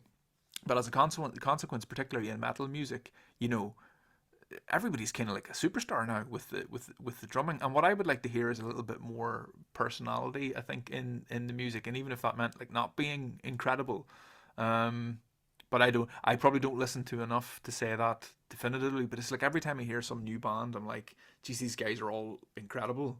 You can get exhausted by it a little bit. You know what I mean? Yeah, I mean, look, I don't, of all the new drummers, but he's not a new drummer, man. You know, I really admire Inferno from Behemoth. Mm-hmm. You know, he's fucking amazing. Yeah. But he has the groove again. You know, he's really inventive. You know. Yeah. I did start listening. Probably shouldn't say this, but I did like when Sleep Token released fucking Summer Eden, whatever it was, Return to Eden or something like that, and 3, is it called 3? Is the drummer one or 3? 2 or Yeah. whatever.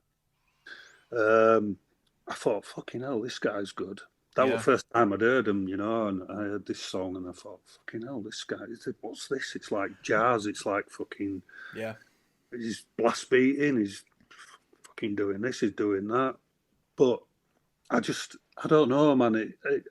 I listened to it for a couple of months and I just thought, I can't actually listen to this, you know, I just can't, I can't do it. Yes. It's too hard work. Yeah.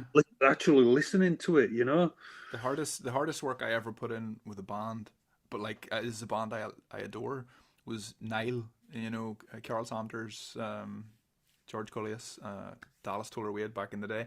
It took me so long to get into Nile because the arrangements were so complex and there was just so many beats, notes per minute, per second, everything. I don't even, they're not on my radar anymore. I've tried and it takes hard work, man, and it really took me so long. And like, you know, after spending maybe a month or two with like each album, all of a sudden I would realize I'd be listening to it in the car and I knew which part was coming next, and my brain, I was like, oh, I've unlocked that one, I know that song now, I can remember what the arrangement was. So it took me like probably about 7 or 8 years to get to the stage where I was comfortable, because every time I listened to it I really enjoyed it. I just couldn't remember it because there was so much stuff going on. But I love all of those, you know, I guess it's Middle Eastern musical scales and bits and pieces. But geez, I really had to work hard to get into Nile, you know. But it was well worth the effort. Well, I might give it another try. Give it a go, surely. Listen to same again. Iffy Phallic from 2007. Simple, Paul. You know. Yeah. I like my listening to be easy. Yeah. Even though it's not easy listening music. No, I know what you mean. You don't want to have to work hard in your free time, though. You know. Yeah. You're supposed to enjoy music. Yeah. Like and I never liked studying, hence why I never really went into the technical side of drumming, because to me it's too much like school, and I'm not academic, and my brain don't work like that. Yeah, I get you. So I just want some. Give me fucking some AC/DC. Hmm. Yeah, You can't go wrong with so long as Phil's playing drums, you can't go wrong with AC/DC. yeah. No, I mean I love it. Early AC/DC. I kind of didn't really like I'm not digging the Thunderstruck and all that, No, But give me it has its place, but Parade I would never put it on. TNT or something, and Yeah, fucking yeah, Power Rage is the one for me. Power Edge. Power Rage, yeah. I never know what way I was Power Rage or Power Rage. I never know what way to say it, but that's my go-to AC/DC one. Yes, their early stuff's golden, man. It's incredible. It's Yeah, so fucking simple. yeah. Simple, but like But not simple, Yeah, I'm you not can't just saying like copy it like Phil's, like, the drumming that takes some skill. yeah, very very much so. Particularly on, like Highway to Hell is I think the album where his playing's the most interesting. But like you would think, oh, it'll be a bit of fun. I'll stick that on. I'll try and drum along to it. It's not nowhere near as easy as you would think. You find yourself falling out of time all the time, and I can't speak for everybody. Like, but that was my experience with it. We're up to. So wait, before I move on to this, as the flower withers, you would say then broadly dissatisfied, Rick, in terms of the drum sound, but like overall Yeah. with the album, would you say that you were happy with how it came out? As a first album. Yeah, well, it was well received. Yeah. Which is all that matters, really, I guess. Yeah.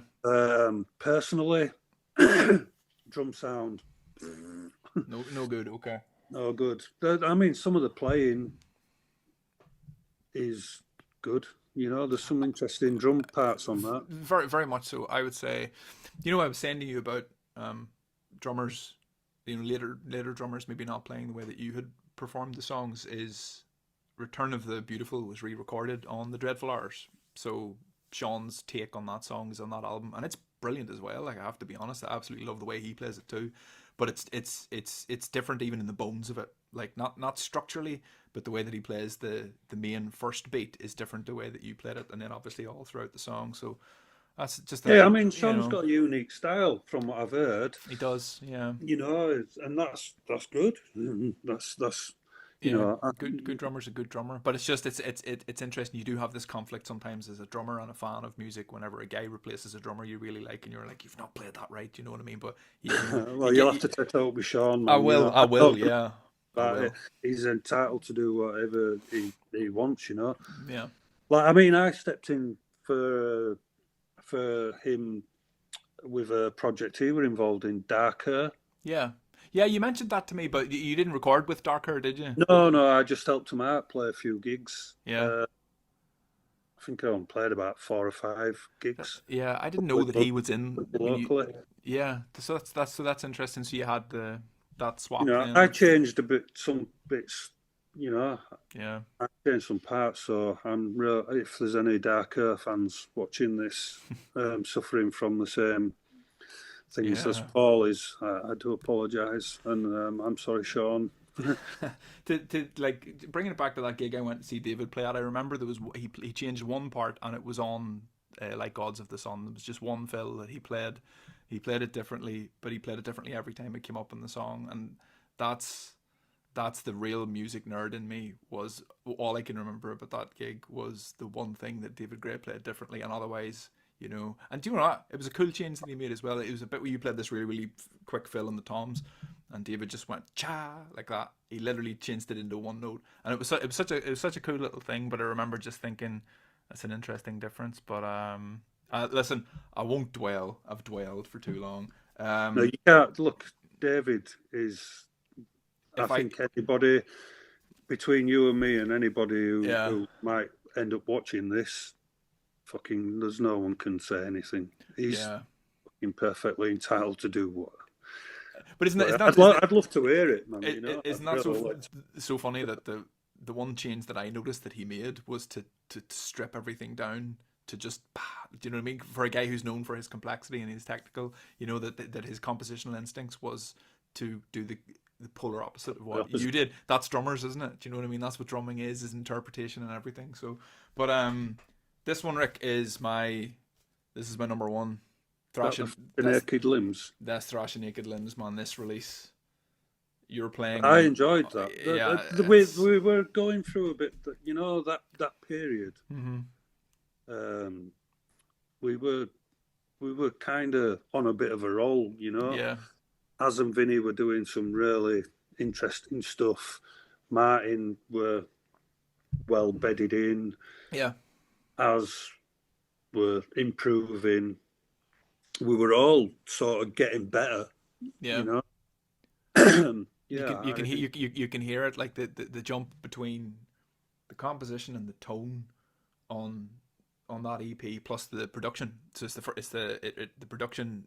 The drums sound a bit meaty as well. Yeah, you know? really good. And then obviously with the B side, you've got Le Surf Malade, which is a sort of soundscapey, ethereal piece. I'm not good at describing things like that. And then it was Gather Me Up Forever, I believe. Yeah, that's an interesting song. I used to enjoy playing that. There's a thing that you do on that where you're playing. Again, I don't want to lose you with terminology here. If I do, it's probably because I'm using it wrong. But you're playing a double bass thing, but it's in kind of like triplet time. Do you know what I mean by that? So when you start playing the song, you're going dibba dibba dibba dibba dibba dibba dibba, right, with the 1 2 3 4. But then it changes to dibba dibba dibba dibba dibba. Yeah, because the guitar changes. That's right. Yeah, and I find that triplet feel double bass thing, my brain just doesn't. I find it so. See, when I try to play it, I find it really, really difficult. My brain, because essentially, I don't. It's just basically.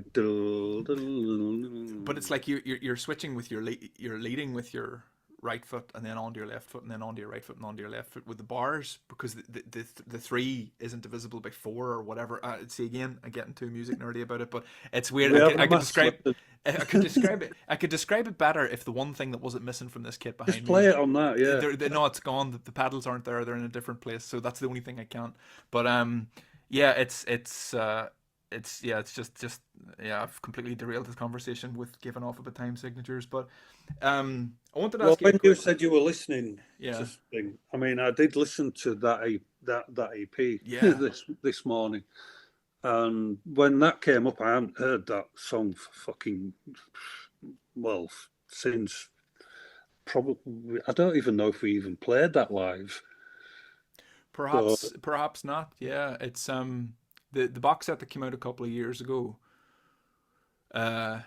was kind of like a compilation of different bits and pieces. It had a live show from your last tour on the 5th disc, and it had all of the rarities on a disc, and then there was a disc where Aaron picked songs that he thought best represented the band, and then same again for Andy. I can't remember if it was Aaron or Andy, but one of them. Oh, the Harvester Dread thing. Yeah, sorry, that's it. Yeah. Do you know what? I actually got sent a copy of that. I had to ask for it though. Yeah. Well, I read through the book and that the other morning just to see if there's, interesting. What a lot of Andy's choices were from the earlier days. Exactly. Yes. Andy's choices were from the newer sort of. Yeah. Well, so one of them has Gather Me Up Forever on their kind of personal choice discs, which I thought was interesting. But that's a great box set. How was that? How was it? I mean, like, you were interviewed for that, Rick. Did Greg? How did he get that? How did that come about? I think Andy or Az just got in touch with me and said, "Oh, we're doing this thing. Would you be up for doing an interview with? Is it Greg Moffat?" Yeah, he used to play for Cradle of Filth, and he wrote for Terrorizer as well. Did I speak to him? You may not have, actually, come to think of it. He might have just put it together, because everything you say is just taken as a direct quote. It's assembled it's like an oral history. It's all just quotes from different guys. Yeah. Yeah, I might have done. I can't remember, to be honest, because that's a few years ago as well. Of course, that was a good long while ago. But so that, with regards to Le Surf Malade, was that? That were our tribute to Dead Can Dance. Yes, because Aaron's a big fan of Dead Can Dance. I know he said that. Well, we all were, I love Dead Can Dance. And how was it put together, Rick? I mean, like, Um, obviously, I presume because it was a keyboardist in the band that Martin would have taken the lead on it, but did everybody kind of? no, every. I don't think. Well, actually, I wasn't involved in that. I think I was playing Doom in another room Okay, and yeah. getting stoned. Um, There are worse ways to spend an afternoon, I suppose. yeah. No, we used to sweat. When we went to academy, because you could stay there. Okay, yeah. It was a sleeping studio. It was just an house converted, but there were a room with couches and This is still the old academy at this stage. It would have been, yeah, yeah, yeah, yeah, yeah. yeah, yeah, yeah. I've never been to the new academy. I'd left by then. Yeah. We had three computers set up, like all networking connected to each other, so we could play Doom against each other. Okay, yeah. When if you wanted to be in the mixing room, you'd be in the mixing room. Like I'd only really get involved in drums and then maybe little bits and bats, but Yeah. I'm a drummer. They're never gonna fucking agree to my mix, Yeah. which wouldn't have been all drums, but other members thought they had more. No, we're low on the totem pole when it comes to those discussions. Yeah, yeah. So no, I mean, look, any of that stuff, any of the remixes, because we used to do quite a lot of remixes on B sides and Yeah. stuff. Just what's the point? Mm-hmm. Just leave it. Andy, Calvin, um, and maybe Martin sometimes. Just leave it to them. Yeah. They're all saying too many cooks and all that. Of course, yeah. You broke your wrist filming a video. Was that for the Thrash of Naked Limbs, or might have been an earlier one? I didn't break anything. Oh. That was just an excuse that Oh, okay. we had a gig. I can't remember why, but we weren't going to end up doing it. Yeah. And You were the fall guy. what's the best reason to Yeah. cancel a gig?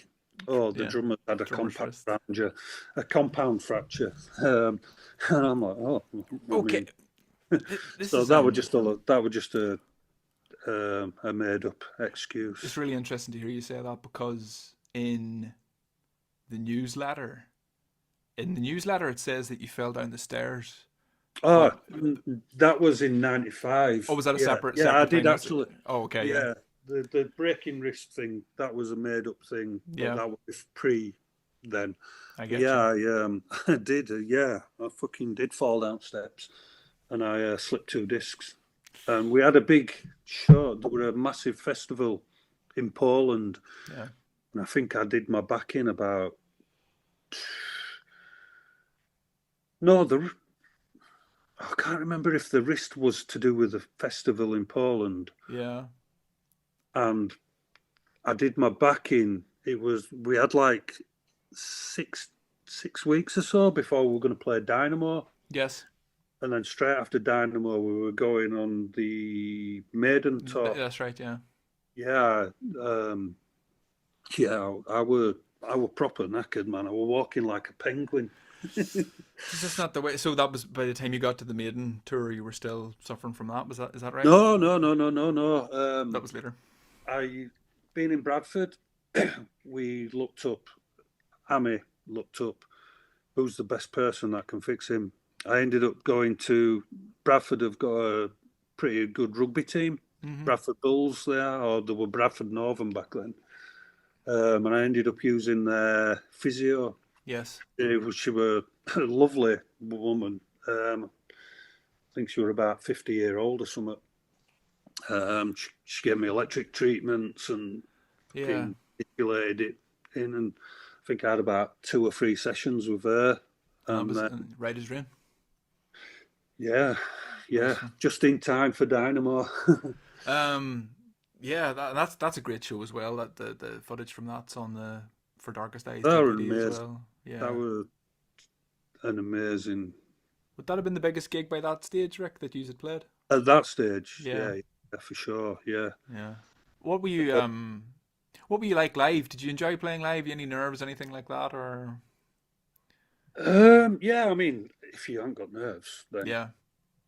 But as soon as you walk on stage and all the nerves are at the side of the stage. As soon as you Yeah. walk on, for me anyway, and I'd get behind drum kit and you'd hear it'd be cheering, but for that particular gig, it were a fucking roar, you know. Yeah, of course. There were a lot of people there.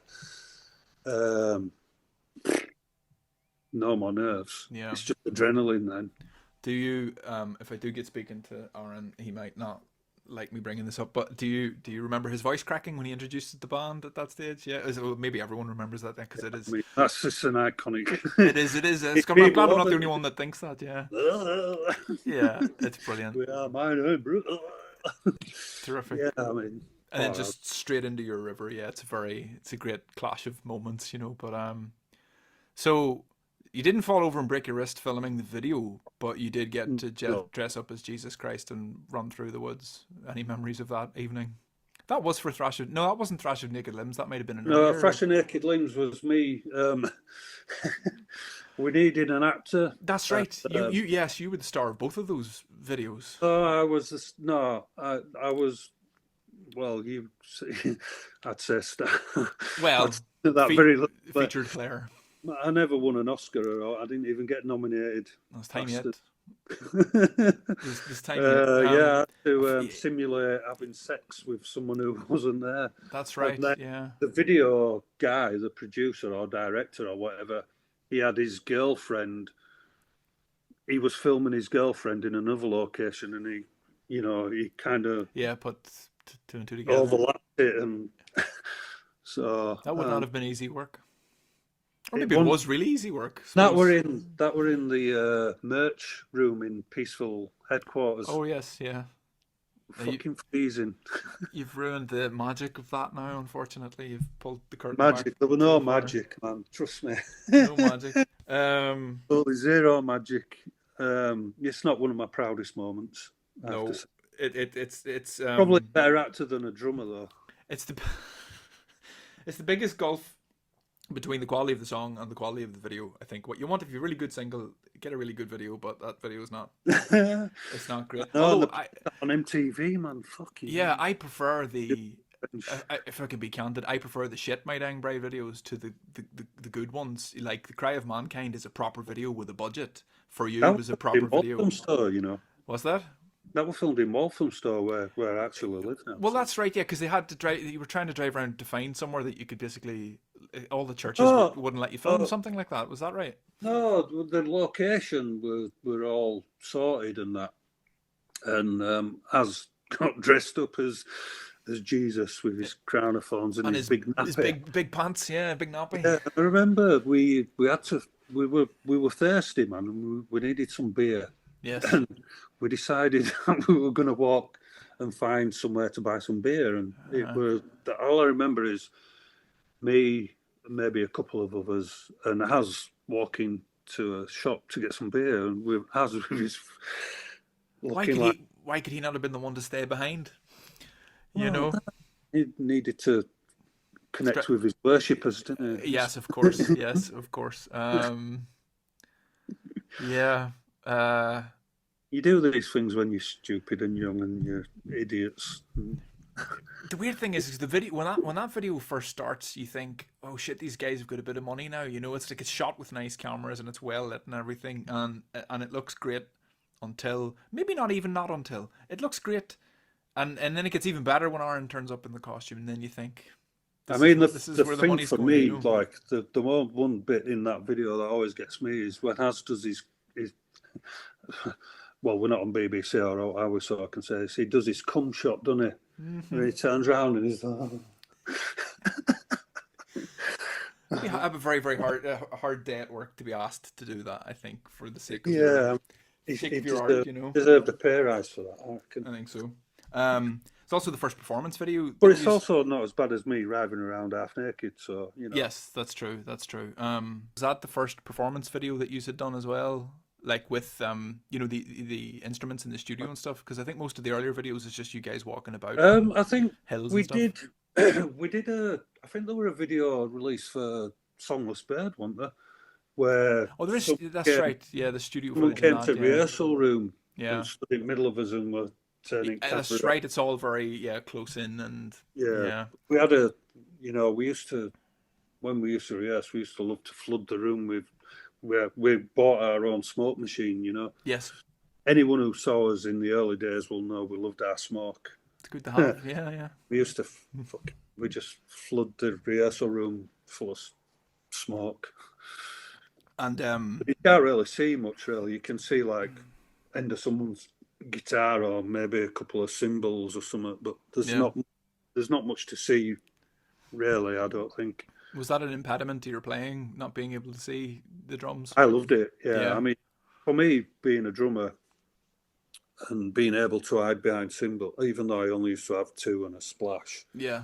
but at least I were partially hidden, because I'm really shy, Yes. um, and I were even shyer back then. Yeah. Like I fucking hated it. Yeah, your kit Yeah, was very high up. I suppose that was the way you yeah. played I anyway. Like, like to but you were, play. I like to, I don't like. I don't. I don't know how anyone can play with a kit like leaning over the kit and yeah, like all that. For me, I like it. I like it up in front of me. yeah, It's a fucking barricade, isn't it? It's protection. It's yeah. whatever it is. It's people know I'm there, but and I know they're there, but I don't really want to see it. I know what you mean. That could be hard. Yeah, Do you know what I mean? Like I'm fucking just um, and I'm always really uncomfortable like meeting people, yeah, or was like I'd get embarrassed. yeah. Well, people have you at a disadvantage when they're familiar with your work. Do you know what I mean? Because obviously, I'm coming to you and I've got a bunch of questions and familiarity with stuff that you put out 30 years ago, whatever it is. So I can understand how that would be. If somebody was asking me a bunch of questions about stuff that maybe I didn't remember, I can see why that would be. Could be Well, challenging. it's not that. Back then, I was super shy, Yeah, and I wouldn't. I don't know. Maybe a lot of people are like this. When people are saying nice things to you, yeah, and you've grown up and you're not being used to having nice things said to you, yeah. it's pretty. It's really hard to kind of get your head around that. I think, Nick Barker said the exact same thing to me, and I'm wondering, is that a little bit of a. I don't know. Geographically, Rick, I'm not great with stuff like this. Is Bradford a small town? Is it a big town? Is it a city? What's the crack with it? It's a city. I think it's about. I think it's the eighth biggest city in England. Well, that's pretty I big. think. I mean, I could be wrong, but I Yeah, think because it's. what I was going to suggest was that kind of mentality of struggling with praise could be a Well, small it's town not. It's thing, not but to do with the city. I mean, yeah, my no, issues stem from um, my mother. yeah, Like I said, I were adopted, and hmm I had three siblings. My older brother were in a band, and I remember like saying to my mum, me and Andy are starting a band, and we'd done our demo towards the Sinister, and I said, "Oh, we've done his demo," and she said, "You're never gonna make it. Your brother's gonna be the one who." it's hard. Like, yeah, And I had a lot of negative feedback, and a lot of issues with my mum. My mum and dad had divorced. My dad were really proud, and yeah, he fucking loved it. He loved the fact that he thought we were gonna like get to play music, like, and be everything that I loved to watch. He knew I really liked music. He knew I went to see fucking bands all the time and yeah, went to nightclub to headbang and all that. yeah.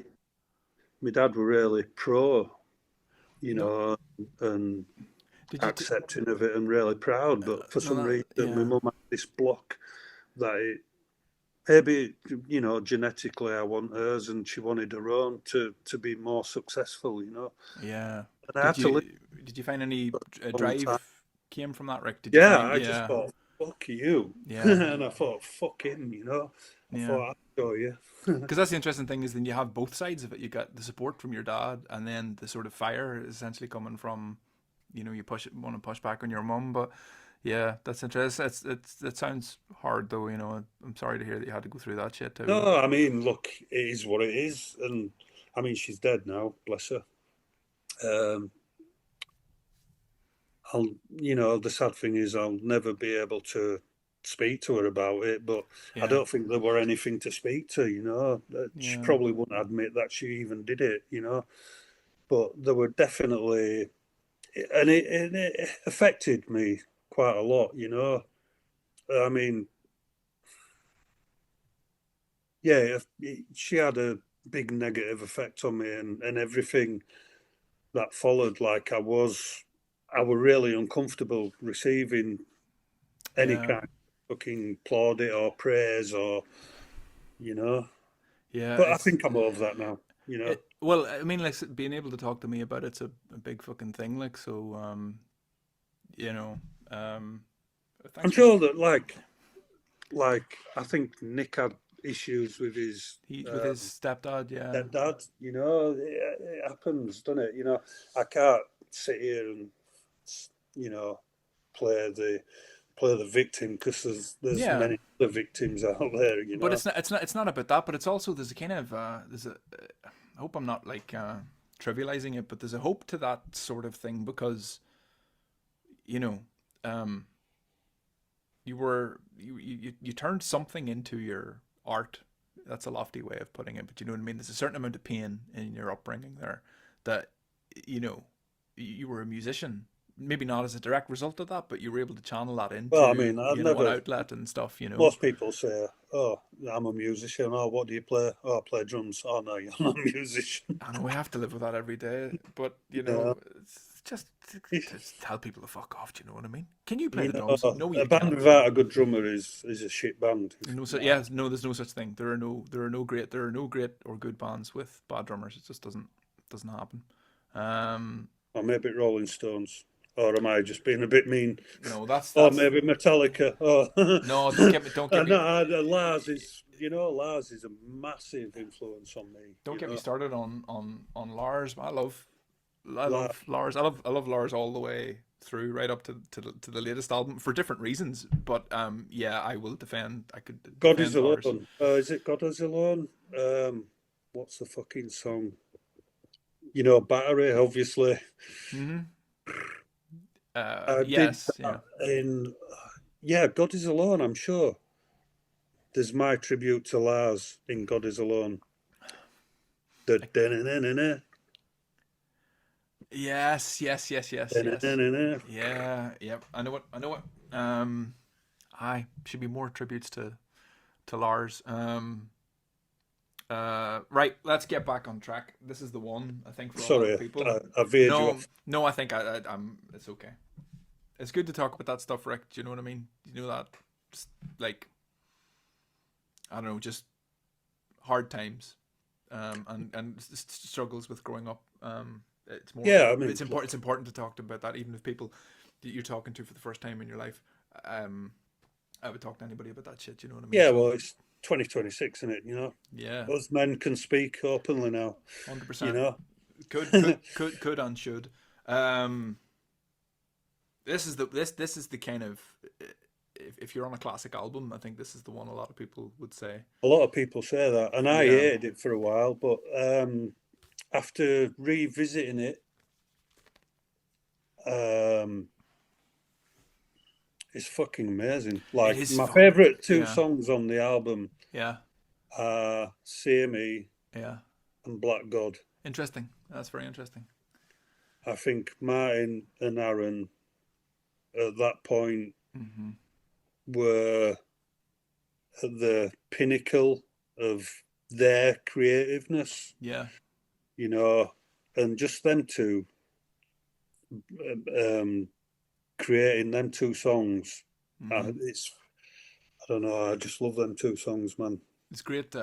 Great confidence in opening and closing the album with. Yeah, to bookend, Yeah, especially in a band in that genre, to bookend an album with two songs like that, it's fucking It's a very brave move, man. I think probably your most I don't know if I would say your most interesting playing or your best playing, or I don't know. It's hard to find the right word for it, but I think that album showcases you as a really interesting player. The Songless Bird, which we mentioned earlier, your parts on that are very, very interesting. They're very the phrasing of them is very musical, and I just think I just wanted to highlight that to you. The Songless Bird in particular is the kind of that would be my go-to recommending track for how well you work with the guitar playing. It's a bit slow though, if you listen to that album, Mm-hmm. everything, because Mags got involved then. Yeah, Keith, we realised Keith, and even Keith realised that he went up to like being involved with that kind of music. yeah, yeah, He were more, his forte was radio jingles, yeah. It's quite far in so the other direction, really. yeah, yeah.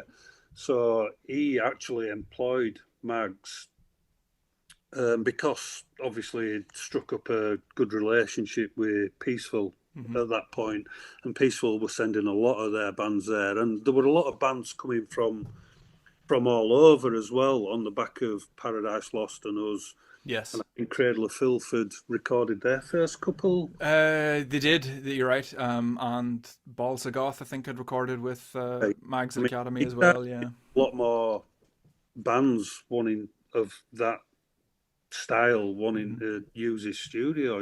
Yeah, yeah, So he had to get someone in, and Mags was like he were almost a fucking angel sent from yeah, wherever, like for us because he knew his shit yeah. um, and he want too demanding. Yeah, I heard that Keith Appleton was very hard on Aid, I think it was, and maybe Martin as well. Probably more Martin because Keith were a keyboard player. Yeah, He did yeah, all the keyboards on. Like he came up with Silent Dance, the intro on yeah, As Thou Withers, and he'd done all the orchestral effects on that album as well. yeah. Did Martin do any? Is the violin on? Yeah, As a, there is, but it doesn't come in until maybe the bitterness and the bereavement. I think, but it's not on Sear Me, and it's not I'm pretty on Forever sure. People. Pretty sure Keith had a lot to do with the atmospherics on, there. Yeah, So yeah, of course he's going to be and harshest most with Martin. yeah, I can understand. But so Uh, not the case with Mags then. we used to say, "Don't worry about bass. Bassists should be seen and not heard," because Hmm. we'd been so long without a bass player that Yeah, yeah. that you know. Was did they write much or at all for the band, Rick? Um, I don't know. I mean, Would you said it was a two-man operation in terms with the composition of the music with the guitarists, or can't recall yeah, any. Ed never wrote a full song. yeah, He might have had an idea that would have been turned into a riff, but as far as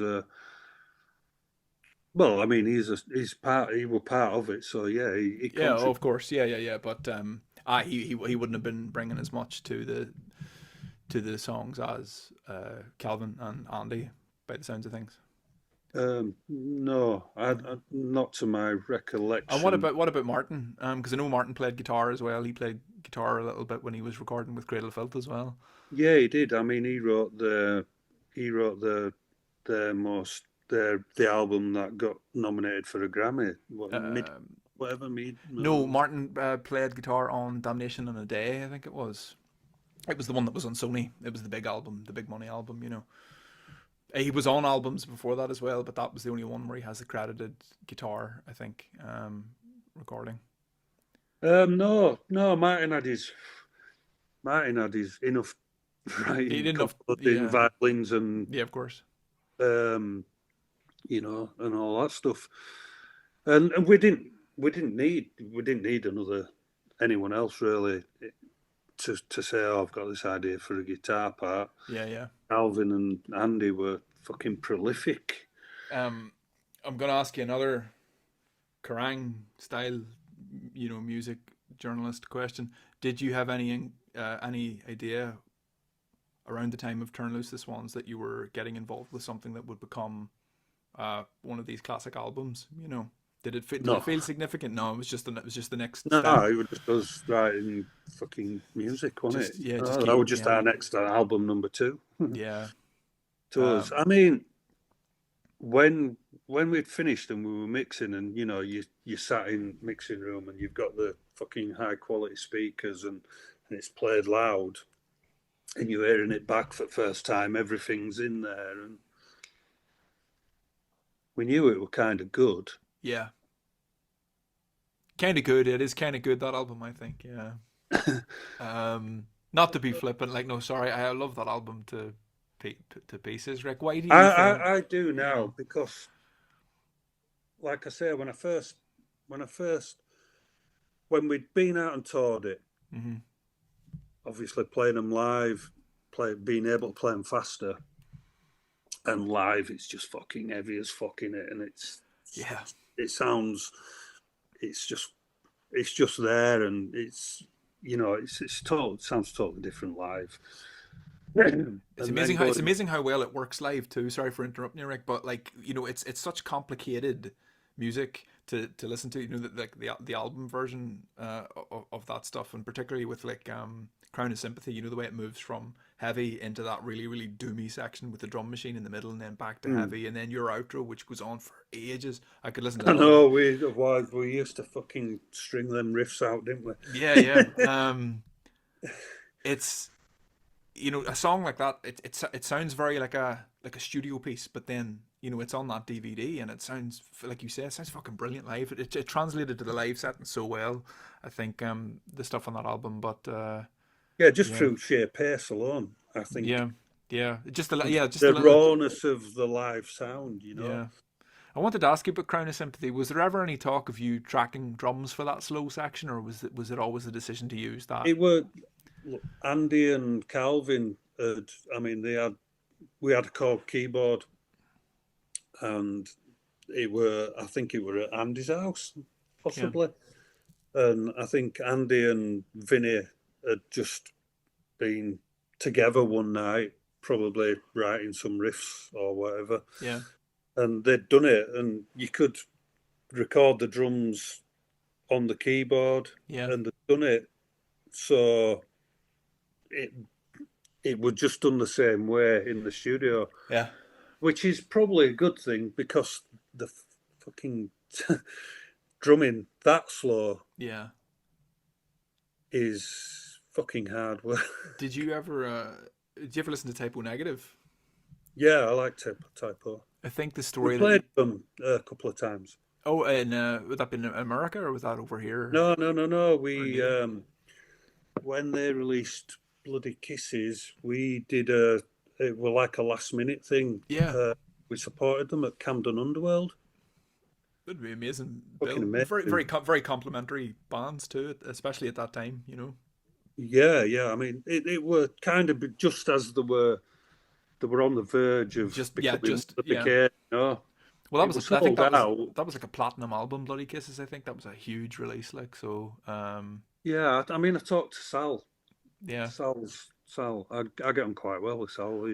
That's exactly what I wanted to say with relation to that drum machine business, because Bloody Kisses was the last album that Typo Negative recorded until about 2007 then, that had a live drummer on it.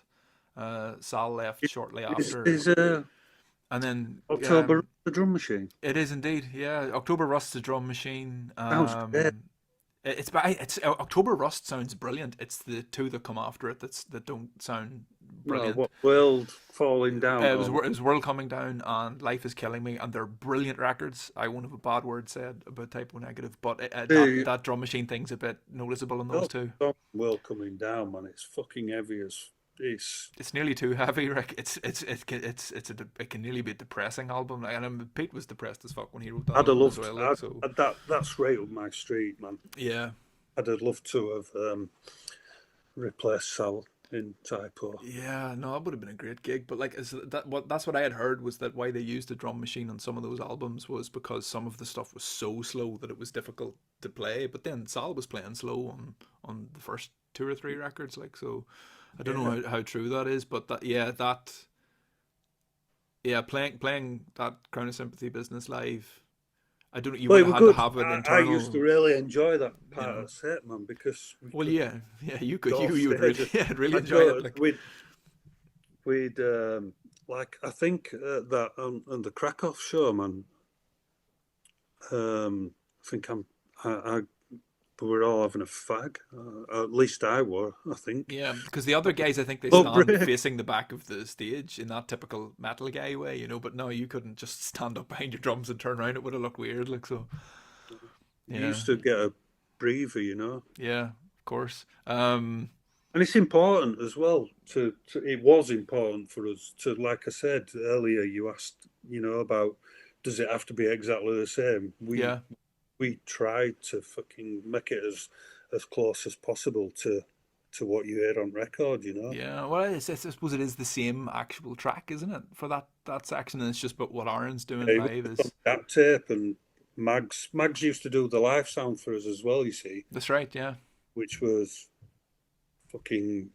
I mean, it couldn't have been any sweeter that, because he knew exactly what what we needed, yeah. He knew exactly how to make us sound, and he knew exactly when to press play on the DAT. Did you do? Did you do extensive touring? What would have been the longest tour that My Dang Bride did when you were in the band? Oh, we were away all the time, man. Really? Yeah. Yeah. And I used to struggle with that, at certain points. It's not for everyone, Rick. No, it's not. Um, yeah, I used to struggle. I used to miss my girlfriend that I had at the time. Yeah. Um, and obviously, you're not in the loop with your family. You've got all these events going on, and Yeah. some people that don't bother them. Yeah. And I don't know how guys do it when they've got kids and stuff. I couldn't. Yeah, I couldn't imagine it personally at all. Like you Gotta know. be. You've got to, you have to say fucking respect to it. Yeah. Like, and a lot of the big bands are all right. They can take the relatives or Yeah. partners away with them, but Or they can organise the schedule that they have. You know, yeah, basically they're always home at the weekend or whatever. no, we toured a lot. We were a proper working band, Yeah. and you have to be, don't you? Well, yeah, definitely. That Even now, it's the only way to make money. They say, you know, unless somehow you crack through, but no one ever really does. don't get me Um, wrong, man. We've had some great tours, and been to some wonderful cities, and met some fucking wonderful people. yeah. Um, you know, You got your gear nicked over here, though, didn't you? yeah, and we I'm not swore taking any. go back to Ireland. Yeah. Those Irish cunts. Yeah, Sorry. no, we are fucking cunts anyway. So, No, there's no wrong with you guys, man. good No, crowds, right? We were raucous enough crowd, like you know. the actual shows that we did were great, Yeah, amazing, and the hospitality, um, the crack. It's yeah, it's probably on a par with like places like Poland, I'd say. yeah. Mm. Um, what was the tour without the gates? That would have been '92, would it? That were hard work, man. How so? Winter, Oh yeah, and you had we were. you had a crash as well, didn't you? Like was that early on? I don't remember how soon into the tour it was, but yeah, Yeah, we did. Yeah, we had we had several, I think. yeah, We were freezing. We were sleeping in transit, traveling on top of the gear in the back of two transit vans, Yeah, yeah. I remember the insides of the van were like people. We all had flus and colds, and people were just flagging and spitting Yeah. with the like fucking icicles of snot. No, they want a nice. You have no, you fail to romanticize it there, like, but Yeah, on the other hand, that does kind of romanticize it. You know what I mean? Because it paints a really, really yeah. vivid Well, picture. You know, we're about right age to still to be able to survive. kind of be able to be comfortable in Yeah, that scenario, yeah, And we did. I mean, that first proper tour we did, and like going round Europe properly yeah, after playing to like 50 people or fucking 12 people in Glasgow. yeah. Um, it were amazing to be on stage in front of like 500 people, you But know. yeah, you would have been much bigger in Europe than you were in the UK. Would that be fair to say? Offshore, yeah. Yeah. The UK, I don't think they appreciate their own as Mm. much. Like everybody just wants to see American bands, and Yeah. unless you're Iron Maiden or I don't know, who's another fucking big English band, Judas Priest, You go with or Judas Priest, yeah. you know, there's a bit of you kind of get overlooked, especially our kind of music. It were a new Yeah. genre then, and Yeah. it were only people who were into underground stuff essentially at that time in England. It was still relatively underground, but in Europe, it were already sort of becoming mainstream. Yeah. There must be something about just the mentality that they were more open to that, kind of interesting, challenging music. Yeah. Plus, it helped that some of the songs were written in languages that, well, I say that about the Surf Malad, but it doesn't have any lyrics really. But you know what I mean. French song titles going to endear you to French cats, like so. Yeah, Yeah, you're going to Europe and then coming back to England. We're always a bit of an anticlimax yeah. coming back to England. You're fucking amazing for a band like My Dying Bride. And Um, PL at the time were already fucking doing really well in Europe. yes. I guess we were kind of just following on their coattails, really. That makes Maybe. sense. A good crossover with fandoms of both those bands, though. And What? like the Peaceful as well, Peaceful Records, the distribution, and the links within Europe were a lot better than the war Yeah, in in our on our own isle. it's interesting. You wonder why. Um, when you did Headbangers Ball, can you remember where? I should know this, but where that was recorded? Was that in England or was that You in on Europe? about the Nottingham Was it Roxy? was it Nottingham? Yeah, with Yeah, Anathema yeah, yeah. and Roxy. Gates. Yeah. Um, Yeah. what was that like? I mean, was that did It it? was bizarre. It was Yeah, weird. yeah. Because you you know. work not working for MTV, but obviously MTV is Well, still a really big deal at that time. Like for us and Yeah. Anathema and at the gates, it was Yeah. were fucking exposure you'd never imagine. Yeah. You know? Bear in mind, excuse me, as a teenager, you obviously what do you do now? MTV Headbangers Balls here. We used to watch Headbangers Ball. Yeah. We'd watch. There were another thing on. Were it on Channel 5 or Channel 4? They used to do like a rock program. Can't remember what it was called now. No, I can't remember either. But to have like MTV come and set all the cameras up, and you've got Vanessa Warwick Yeah. wandering around being all Vanessa Warwick, Yeah. um, and Andy and Az fucking going in a dark room and doing an interview. It's too Wow. dark, yeah, because you cut from the footage of Tampa God rest him, and Martin Larson from At the Gates are sitting outside in a really nice Yeah, sunny and so day. we're anathema in this. That's On the right. stairs. And then Oh, I was convinced watching that. I was like, have Aaron, has either Aaron or Andy asked to be filmed in this dark room to preserve the mystique of the darkness of My Down probably. Parade? Yeah, I think Yeah. it sounds like them, and I mean that with respect, but that sounds like those guys would have liked that. Yeah, I mean, look, you almost have to live up to your reputation, kind Yeah, of, don't you? of when course. when you to make it work. If Um, Correct me if I'm wrong, Rick. You're left-handed. no, You're I right. have played left-handed You've though. played We left-handed, yeah. support we supported we supported someone when we'd first. I think this were even pre-demo, maybe. Yeah. And the fucking drummer were a jerk.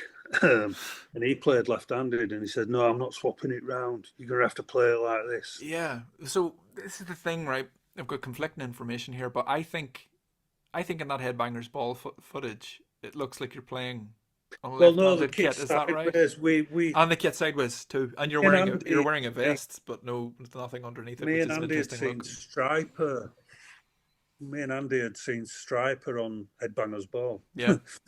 and what were really interesting about them, apart from them being a Christian rock band, was that the drummer had his kit sideways on, Hmm. and Andy said, "That's what we need to do. You're going to be playing side on now." And we tried it a Yeah. few times, and it didn't fucking matter to me, apart from being more exposed. Yeah. But fine, because I'm looking that way.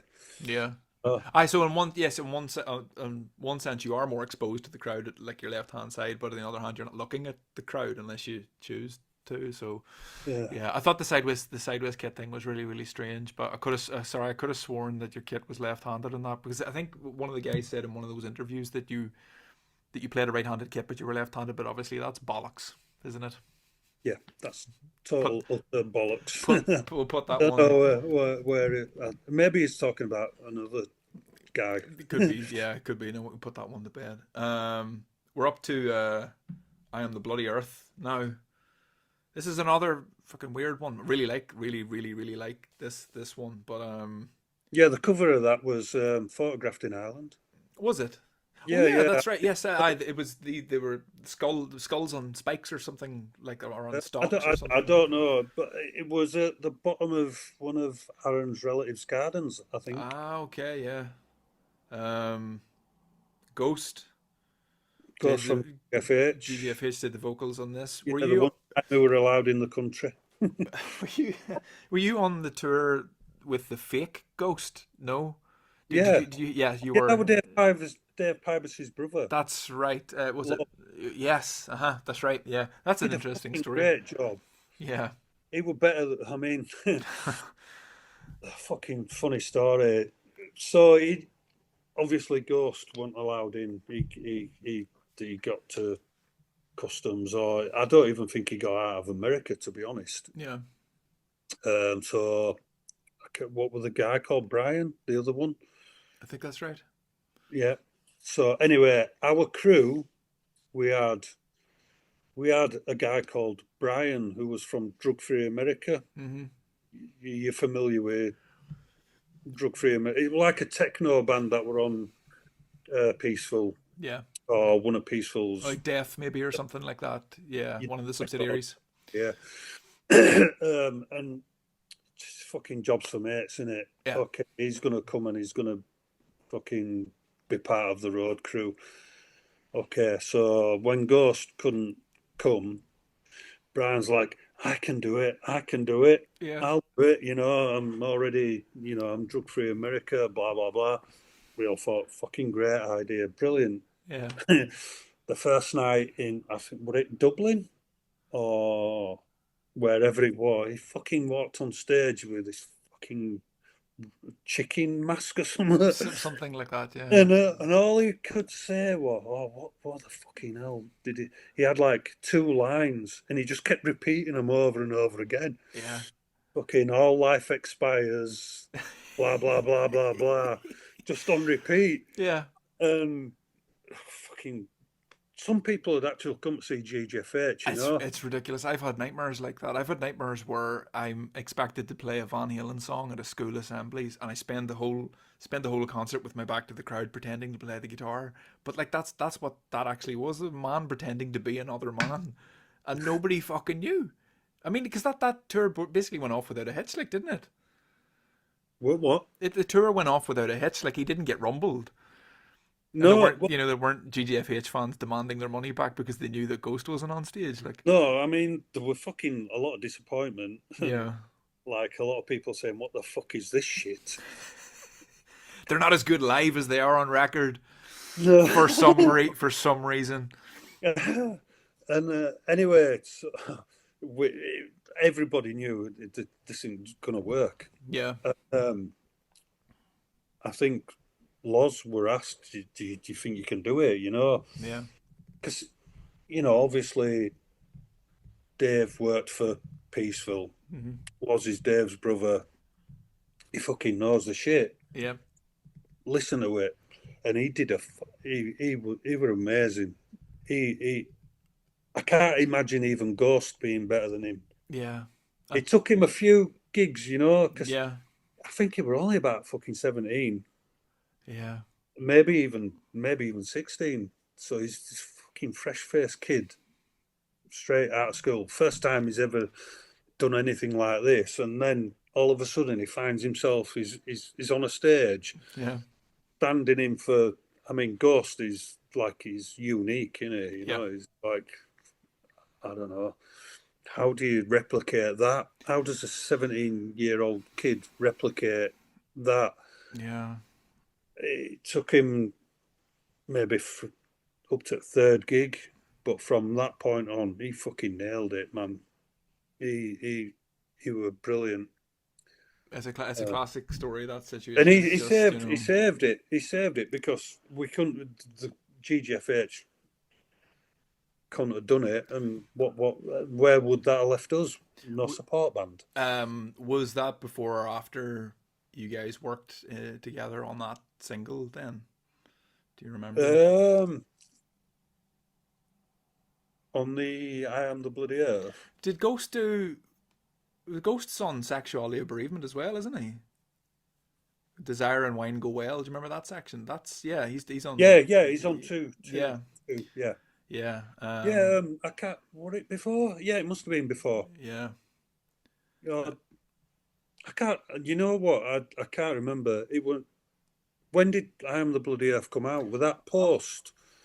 Bloody Earth is between Turn Loose the Swans and. Maybe we'd recorded the songs before we went on tour. Yeah.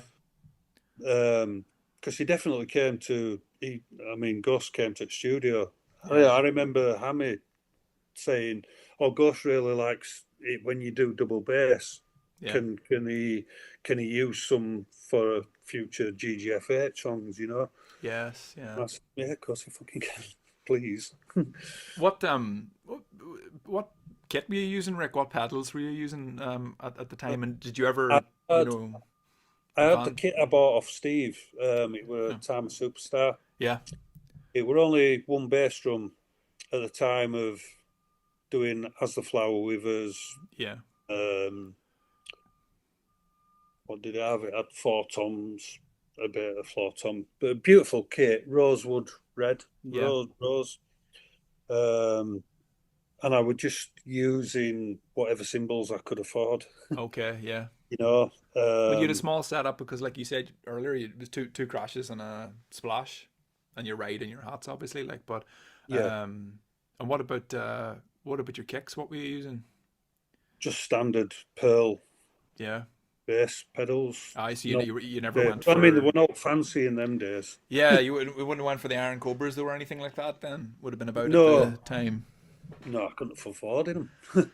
Hammy says in one of his contributions that of you in particular, he says that your feet were amazing. He says that you could have played jazz. You any interest in playing jazz, Rick? No. Yeah. No, I mean, I think he's just being kind. I think he's just, what can I say? That's nice. Yeah. I mean, it's nice to hear that. And I love Amy. You know, Amy's fucking fantastic. Yeah. Amy, he seems like a good dude. I've read that book. Yeah. yeah, he was. I mean, look, business wise, I didn't get involved in any of the Yeah. business, but he liked to smoke, and I liked to smoke. Yeah. Common ground. We had that in common, you know. And I think Amy used to play drums as well. I think he were a drummer for what was it, some punk band or something. I don't know. I think he's got a bit of a drum background, but I think he's over it. I think he's just like over egging some. Yeah. I know. I can't play jazz. Maybe back then with my feet, I might have been able to play feet jazz. Feet jazz, yes, whatever it was, we could have. Yes, you could have invented it and claimed that Hammy was right in that regard. I mean, Aaron in particular was always extremely complimentary of your playing, Rick. He always said that you were the best drummer he ever saw, which is really nice to hear. He always said that even after you left the band, while he had other drummers playing his music, he always said that you were the guy. You know, I always thought that was a nice. Why didn't you ever fucking say that when we were in band then? I'll take that up with him later. But I mean, obviously that's nice to hear now. Yeah. I don't know how that makes other guys feel like, but well, everybody has to have their their number one guy. Like you watch my interview with Nick. Nick's my number one guy of all time. But like Rick, you're in my top 3 fucking drummers, I think. You know, and I'm not, again, even now I'm getting awkward and embarrassed saying that to you, but I can't understate how much I enjoyed your playing on those records and how. Well, I mean, what can I say, really? I mean, apart from fucking. I know that's the thing. I really appreciate. Yeah, what are you supposed to say? I know it's technically just there's nothing.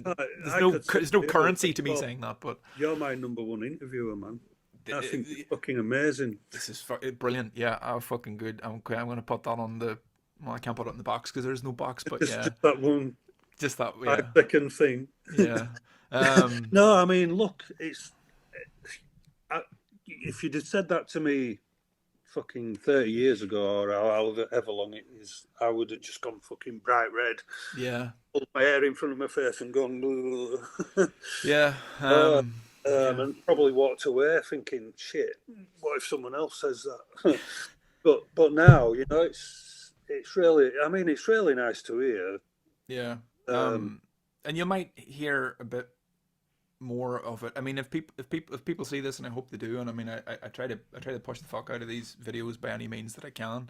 But like, you know, all of the stuff that there was a lot of outpouring of love and admiration for Nick onto the video that I did with him. So I mean, lucky the guy's a legend, you know. Yeah, but unfortunately, our paths didn't really cross.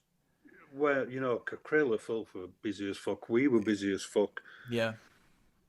I mean, we did follow them round. We were getting at venues that they'd played the night before. Yes. You know? Yeah.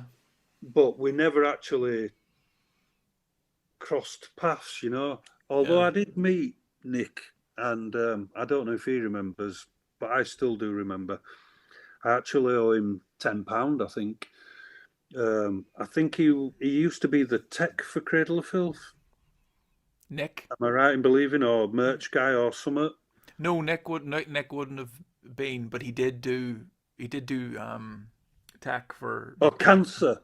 Cancer, that's it. Yes. Well, we supported Cancer quite a lot. Yeah. In the early days, and one particular gig at Royal Court in Liverpool, which fucking hell, I used to love playing there. Those gigs were like really special, you know. Royal Court, Wrexham Memorial Hall, Bradford Queen's Hall, just fucking golden. And anyway, Nick was there at Royal Court, obviously working for Cancer, and he was selling t-shirts, and they were called Faces of Death. Mm-hmm. And it had serial killers' faces on them. And he asked me if I wanted to buy one. I said, look, I haven't got any fucking money. He said, oh, don't worry about it. This is my address. Just send it. So he gave me the shirt. And I was going to post the money to him. Yeah. But obviously it's just on a fucking scrappy piece of paper. Of course, yeah. I fucking lost the paper, didn't I? That's a likely story, Rick. That's what any criminal would say to avoid paying up for their serial killer cancer t-shirt. But if you still want your tenner, man, yeah, I'll make it happen. I'll get the wires. Get in touch with Paul. Get it. I'll get that tenner wired over to you. Yeah, in Canadian dollars, of course. Yes.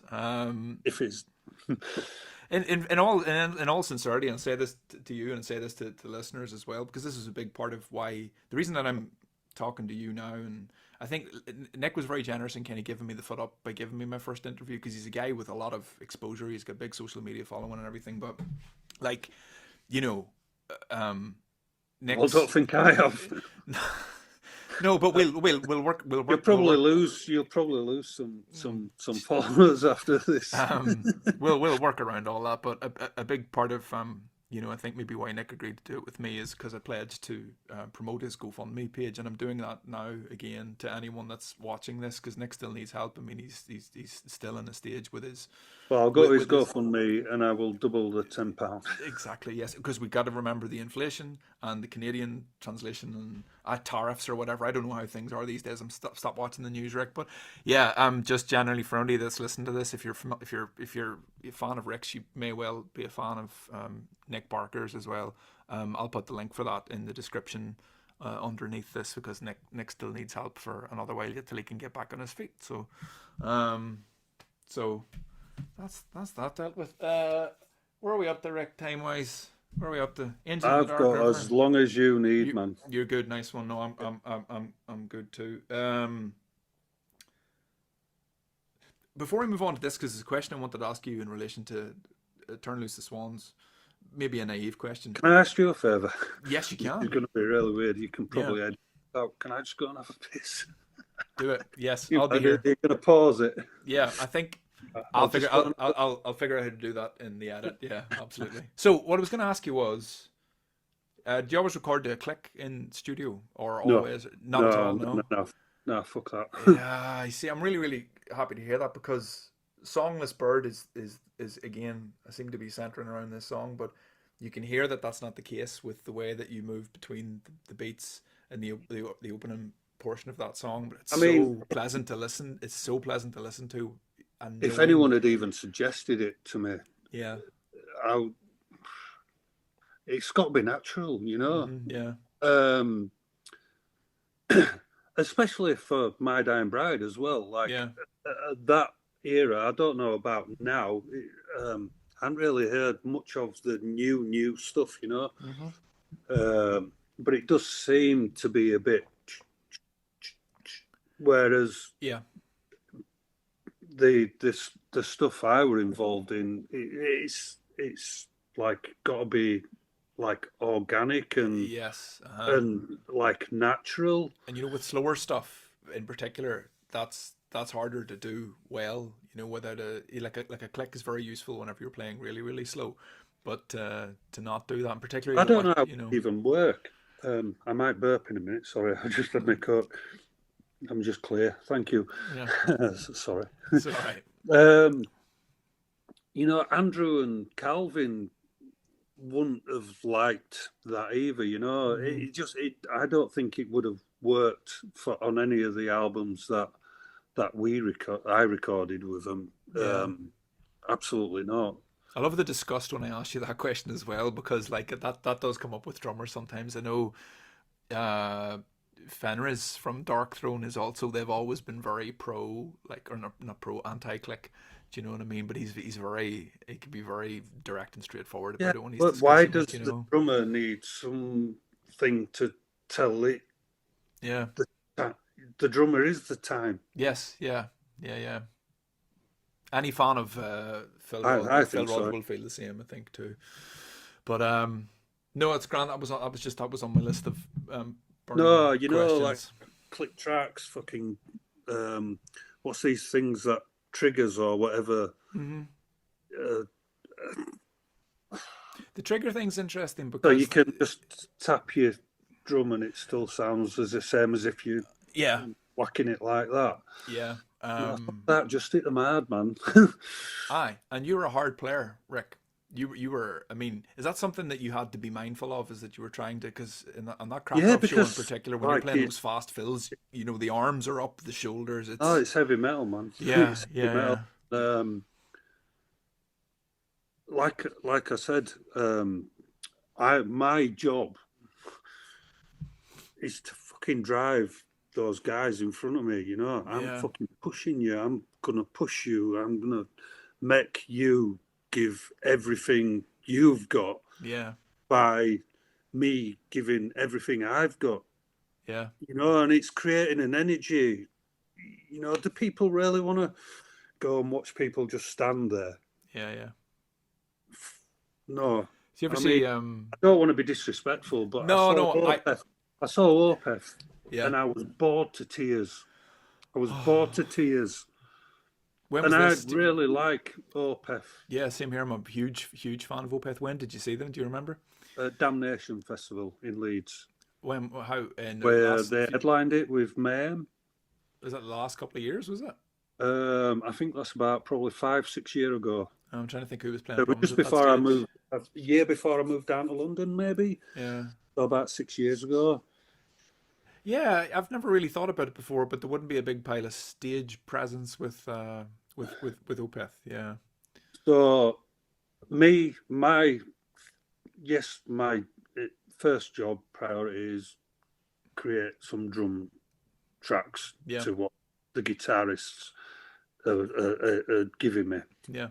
But as soon as you're out of the studio and you take it to a live environment, my fucking priority, my number one priority is make sure the energy levels are there for whoever's fucking paying to come and see you. Because, as much as people want to hear it, they also want to fucking see it. 100%. Otherwise, what's the point in coming to a live show? 100%. I mean, I'm a broken record at this stage about the Krakow show, and just in case anybody's watching this or listening to it doesn't know what I'm talking about, there's My Dying Bride, excuse me, clear my throat. My Dying Bride recorded a show in Krakow in Poland. It was released on video as For Darkest Eyes, and you'll find it on YouTube. It's on YouTube. But the energy from the start of that show, Rick, is coming from you, and you're not playing something that's super up tempo, but you're playing it really, really, really hard. And then you've got these, 5 guys at the front of the stage, because Martin comes down and starts, he's got the violin, and everybody's wearing black, so you've got the uniform at the front of the stage, and everybody's head banging away. And really, from that point up until, like I mentioned earlier, forever people closing the show, the energy and the drive is there throughout. Like, it's an incredible. You can't drop your energy levels, man. Yeah, of course, yeah. That's like, oh well, we've done 3 songs, man. Yeah, we'll just take it easy now, like on this one, nah. And it's quite hard work, man. I'd always find myself taking my shirt off. Yeah. After, if it were a 1-song start, but on that show it's 2 songs. Yes. As soon as fucking hell, the shirt comes off. Mm-hmm. And it's. I don't know. I wouldn't say it's hard, but physically demanding. Yeah. To keep it up for. I mean, what were how long is it? An hour and a half or something? That show is 71 minutes. Yeah. 71 minutes. So that's. Yeah, to say we were headlining, we didn't really play. You'd expect an headliner to play for nearly 2 hours, wouldn't you? Well, it all depends on the band. Like in a Napalm Death, they play short sets, but obviously everything with Napalm is such high energy that how many songs does it play in that short set? Maybe 40 or 50, like, but yeah. Yes. No, I think it's important, man. Yeah. Me personally, because you're providing a service, aren't you? You're going to provide a service, and people are paying for it. They should be getting fucking value for money. Did you do any other, like, how did you think about your fitness in those days? Did you do anything outside of playing drums? I played football. I was going to say, because you mentioned not professionally, the other day, obviously. Yeah. I mean, we used to play football together. Yeah. Any chance we'd get, even when we were on tour. I mean, played, thankfully, Iron Maiden, perfect band to tour with. Yes. They had their own football team. We played a few matches for Iron Maiden FC. I actually scored first game in Sweden against Division 2 side. Andy scored as well. And I think I assisted Steve Harris as well. This is man of match performance. Right, okay, so we did lose 6-3 though. I'm as out of my depth as I've ever been conversationally talking about football with somebody that likes football. I don't I know what 6-3 means. That means it was bad and that you didn't win the football game. Yeah, well, funnily enough, even though you don't like football, we played 3 games, played Sweden, lost 6-3. We played in Milan, I think it was Milan, somewhere in Italy. We lost 6-0 or 6-1 maybe, and then we played in Glasgow and we lost that one 6-something. So it was 6-6-6. 6-6-6. Yeah, that's not the only significant 6-6-6 in My Dying Bride history. I think we kind of alluded to this earlier, but there's some suggestion that the band was officially formed on the 6th of June. And I think Andy at some stage said, fuck it, we'll just tell people we formed it at 6 p.m. exactly so that it makes the 666. And I think the Symphonaire EP was going to cost something like 650 or £40 or something. Yes. So you found a way to round we rounded it up to £666. As opposed we actually paid them more. Yeah. Just so you could say that. Yeah. Whereas not so we could say that. We wanted to fucking pay it. Oh, no, of course. And it was worth every penny. Towards the Sinister must have run maybe £6.66. I'm sorry, I feel bad for saying that's a cheap joke. I don't know if you ever listened to Orbital, the dance. I used to back in the day. Yeah. Orbital are still brilliant. Like, but their first, their breakthrough single, Chime, I think it cost something like £3.50. And the £3.50 it cost was for one of them to run to the shop to get a tape to record it on once they'd created it in the studio. But that was their original, that was their big story, was that their breakthrough single cost next to nothing to record. Everybody's got a price story, haven't they? Yeah. I really like technical music, actually. Yeah, I used to. Yeah, I do too. I used to do. We had a couple of mates who used to drive the band everywhere and help out. The Bond brothers, Tony and Lee. Yeah. And Tony used to be really into orbital, Cocteau twins or whatever it is, and all that stuff, And we all loved Prodigy, don't we? Yes, this is true. We all do. It's Mark Vaughan's character. So yeah. I'm not lost on the electronic side of things. A lot of crossover appeal with metal fans, Rick, I think. And drummers too, because techno music and that kind of electronic music is the core, the soul of it is the beat. Do you know what I mean? Yeah. So. Weirdly enough, when we were on the Gods of the Sun tour in Germany, that our tour promoter had been on the road with Prodigy the week before. Yeah, and I'd been to see Prodigy in Leeds, and I stole off one of my mates. He had a Prodigy jumper, and I loved it. I said, "Oh, when does it for tour bill?" And I never gave him it back. And he'd been with Prodigy, this German guy, and he said, "Oh, they're looking for a drummer. Would you be interested?" Mm-hmm. Would it be all right if I gave Liam your contact details? Yes. Well, I didn't have any fucking phone or anything like that. You didn't have any contact details? No, I had no contact details. That's a shame. And I said fucking stupidly, I said, look, I'm really busy with My Dying Bride, obviously at the moment. And I fucking said no. And then if they actually got a fucking drummer, I thought he was just saying it. Yeah, they did. Yeah, that's right. Perfect. He's just Liam's. You're just what Liam's looking for. Yeah. And I said, I thought he was taking a piss. That would have been really fucking cool. Yeah. Well, I don't know. At the time, I was like, Well, you know, what would you like? I don't know how you would approach. You know, if a lot of the drums in the Prodigy were sampled, and if you were a live but I drummer, used to love you the know, drumming on Prodigy, man. I used to it's fucking it practice it all the time, yeah, like Jilted Generation, man. I fucking love that album. yeah, Poison. yeah. I'd fucking, yeah, I'd Oh, have that had fucking that a breakdown pedal bass in as well. in Can you yeah, imagine? I can very well imagine it. Yes. What could have been, eh?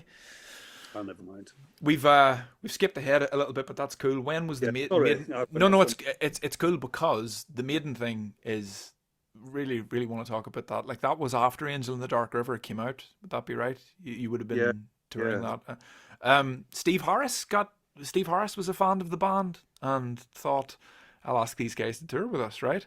yeah. Apparently, he'd been on Radio One rock show Yeah, with Tommy Vance. Rest his soul. Um, and he were guest presenter or whatever, and they'd played Cry Mankind. yeah, And I think also he'd heard it on like a compilation CD or something yeah. through Kerrang or whatever. And yeah, he really liked us. And yeah, the management or what it's, I think it was the management who contacted Andy. I mean, I could be wrong. It could have been Steve. But someone phoned Andy up and said, "Oh, blah blah blah blah. Would you like to go on, support Maiden, blah blah blah?" And he thought it was someone taking piss. He thought Yeah. it was one of our mates fucking taking piss and put the phone down. You would though. Yeah, it seems like such a strange fit of two bands, you know. Yeah, I mean, looking back, it kind of makes sense, but excuse me, um, thinking of My Dying Bride in general, it makes no sense at all, Yeah. really. But we fit in quite well. I think we went down really good. What sort of sets were you playing? Mainly songs off Angel and Dark River. Yeah, because that would have been the most, I hate to use this word, accessible, but Yeah, yeah, that that would it's the easiest album to get into, really. I think for fans, you know, it's either that or Like Gods. would But have made them fan anyway. yeah, We couldn't have played. I don't know. Did we play Thrashing? We might have added Thrashing Naked Limbs in. yeah, Uh, forever people would have went one. Well, see, the thing about it is though is it would have been all clean vocals, mostly clean vocal stuff, I suppose, wouldn't it? Because you would be worried about, because obviously they were going to be hostile to you anyway. That's what, not just but metal I don't fans are think there was like. that But much hostility, to be no, did you honest. get away with it all right? Do you think? Yeah, Yeah. I mean, I don't recall ever being booed off stage. But that's probably because you were class, though. Do you know what I mean? Because the situation you're in was you essentially had to prove yourselves. But you know, Maiden fans could be a tough Well, sell. I mean, you say you had to prove yourselves, but we just fucking hell, man. We just thought, what the fuck are we doing here, man? We're just gonna enjoy it. Yeah, what an opportunity! Like, I mean, I remember the first show in Helsinki, I think it was. Um, Maiden's crew had done their sound check. We got set up and we were doing our sound check, and I just happened to look that way because I was riding, and there's fucking Steve Harris and Nico McBrain at side at stage, and yeah, all of a sudden my arms turned to jelly, and yeah, I fucking suddenly forgot how to play drums. Like yeah, what I was doing became like not relevant at all because I was a massive Maiden fan in my teenage years. yeah. And I remember Nico coming up, and for that tour, I'd actually bought a pair of the fucking same bass pedals Nico used, Oh, I should know this. Speed Speed Demon or something. Yeah, Fuck, what they're called? somebody in the comments will keep us right at some stage. But yeah, Yeah, I can't remember. And he came over and he's just fucking staring at me, and I'm like, Yeah. I thought, what the fuck do I say? And I just said, hello, Nico. And he Yeah. said, you're a fucking animal, aren't you? And I'm like, instantly, I was like, oh, fucking hell, cool. Yeah. I'm like, Oh, that would have yeah, been so cool. if you're Yeah. there, so Yeah. he's a fucking lovely guy, man. And Steve Gadd is a fucking drumming legend. Yeah. Like, I mean, I don't listen to that kind of thing, but Yeah. Of course. Everyone knows his name Steve Gadd though. was drum tech. That's surprising. Like just at that time, or has he done that long? Did he do that long I term? Do you think? don't Yeah, know. I don't Know know if it either. was just for that time or, but just again, I hang out with them guys. Me and Calvin went to a few drum clinics with Nico Yeah, and Steve Gadd, obviously playing football and getting to play some decent sized venues in front of some big crowds. yeah. And Yannick was on guitar at that stage, wasn't he? It was Yannick and Adrian, I Yeah, yeah, think. yeah, Yeah, yeah. yeah, Blaze Bailey yeah. Of course. Yeah, were a nice guy. They were all fucking wonderful people, and the crew. We got to hang out with the crew more than Maiden, to be fair. makes But sense. Yeah, Steve did, or Maiden did, take us all out in Sweden after the football game. We yeah. all fucking sloshed up, and there was just, I mean, messy times, but really good. No, And it taught us a lot as a band, to see how shit should be done. yes. Uh huh. you know. Yeah, of And course. I actually, um, and this, funnily enough, it happened on my birthday. We were in Barcelona in December, and Steve had an accident and couldn't sound check the drums. Mm-hmm. So this particular day, fucking big banging on bus door, Mm-hmm. open it up. Where's Rick? Where's Rick? Oh, can you? Steve's had an accident. Can you come and do sound check? And I'm like, really? Mm-hmm. Is Steve all right first? But yeah, I mean, my birthday. This was the best birthday present I've ever had. That's amazing. And And plus, like you, Nico is hid by the drums. Do you know what I mean? Nico's drums oh are my like god, man, his the it were. I mean, there were so many drums and cymbals that I didn't know what to fucking do. and he's got the right But, symbol in a really oh, strange like place, like right up here. Tom, and he's got Tom's up here, and it's all sort of staggered, Yeah, yeah, like straight line. It's and but luckily, from being a big fan in my teenage years, yeah.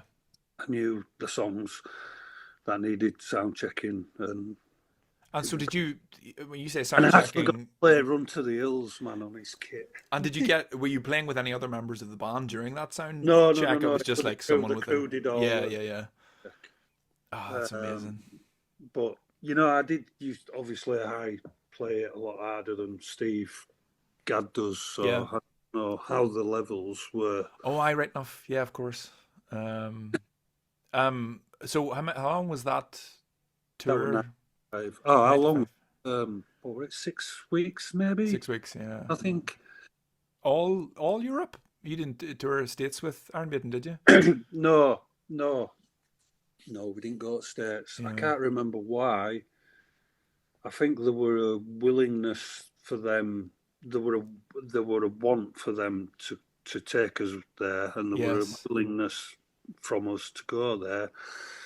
But I don't know. I think we'd already got our headline tour lined up. Yeah. I'm assuming that there were a bit of a collide there. No, that's amazing. All the same. Just such. Would you say that you could measure the effects of that exposure? So, like, did you find that more people were coming to the smaller gigs after that, or did album sales have an uptick, or like, did you see the effect of having that kind of exposure? Not sure. I think the album did quite well for sales. Yeah, Whether that was to do with the added exposure from being with Maiden, I don't know. Because it, like you said, the sound it was more accessible to Yeah. for people. And Rick, was it your decision or was it suggested to you about recording the fills separately from the rest of the drums? That wasn't my decision. Okay. Absolutely not. And Okay, so that's another lie from you heard it here first, folks. The My Dang Bride fan letter what was that's that I suggested doing that. it was an unreliable source of information in the 1990s. Yeah, Like it, fake it, it, news it back literally then. says Rick made the decision Nah, to did I? no. Fuck, I didn't want to do it, man. No, no, it was Mag's idea, the crazy twat. Yeah, because it does say that you found it difficult because you would find Yeah, it. it was difficult. Yeah, of course it Yeah, I was. mean, Yeah, can you imagine? yeah. There's one moment where I think you can tell, which is when my voice is starting to go, man. There's whenever you move from the intro from Cry of Mankind, which is the tom roll thing. Yeah, You know yeah. when you and then whenever it goes, It's a bit awkward, isn't it? there's a little bit where it goes that bit where you start playing on the hats. There's a little cut there, Yeah. and I never noticed it until I read that in the newsletter, and then I was like, that's You can hear it all across the album. yeah, The one song where I said I'm absolutely not doing that is Black Voyage, yeah, because that would have been impossible to do. The weird, trippy, yes, atmospheric bit. yeah. You know, That's I great. just That's great live. That song is brilliant to watch live as well. well, when we recorded it, we'd only sort of just finished writing that bit, Yeah, and it wasn't nailed down, so to speak. And it came to doing that bit, and I said, look, I'd pre-rolled myself two massive joints, and I said I'm just gonna smoke these first before I do it, if that's okay. yeah, And it was pitch black because the recording room were basically the cellar of the house. You yeah. had to go down these steps, and I had a couple of candles, and I was stoned, and obviously I had Andy in my sat upstairs playing that, and it were basically improvised, Yeah, because like I said, we had the rough ideas of what we wanted it to be, but yeah, you can't really the rehearsal room, even though it's the rehearsal room, it's not the place yeah. to really work on that kind of No, thing, you've nail that down. You know what yeah, I mean? you've painted such a clear picture there, and it suits the sound of that beautifully as well. You see when your snare comes in to kind of to end that section, the dibba bap bap bap it's the crack of that snare Yeah. and We just got we almost like the worked on the relief, sound. Yeah, you can tell. I were Yeah, going before we started recording. I was going to the studio for a night just to purely work on a snare sound yeah, for it, because we'd got the snare sound. I think the Turn Loose snare sound is quite yeah. it seems Artificial quite and popular. yeah, It, People say, "Oh, the snare sound on that is quite good," but we kind of did put a bit more effort into, because we had a bigger budget, hmm, because we were sort of aligned with Music for Nations at that point oh for yeah, so they allowed us a bigger budget, which meant I got to go to Dewsbury for an evening and hmm, take my snare and come up yeah. with some interesting, well, just work on a sound with Mags. Cry of Mankind, big song. Yeah, Yeah, big song. a lot of people like it. A lot of people like it. Yeah, they do. Again, the one time that I went to see the band live, I remember there's a woman stood in front of me and she was very, very reserved for the entirety of the show, almost as if she wasn't enjoying herself. But listen, it takes all sorts at a concert. I'm usually quite. I used to stand with the arms folded at a concert. Doesn't mean I wasn't having a good time. But she was really, really still for the entire concert until Cry of Mankind came on, and then she just lost herself in the music. And for I don't know how long the live version is, probably about 6 or 7 minutes. It doesn't have all that fuck about her at the end, which I when love. I were in the band, it'd have probably been about 4 minutes. Yeah, it was very just essentially the single edit essentially. Yeah. Well, But no. Yeah.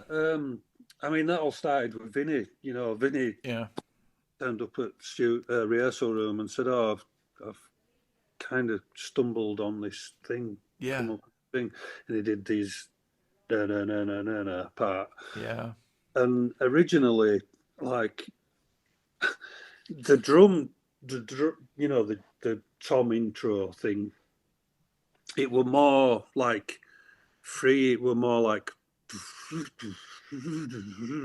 yes, yeah, it were like kind of jazzy. yeah. Um, Hammy was right. yeah, Hammy yeah. called it. Um, and when we went for pre-production to the studio and started playing it and doing this fucking like stone snare, but on tom as well. I Yeah, don't know the technical term. Mags suggested that we just make it more direct, more specific. yeah, You know, each hit. yeah. It follows. It's on a certain. Yeah. Again, the So technicality instead thing of has it lost me, but being, I'm tapping on a fucking table. I can't yeah, really do it. Instead of it being,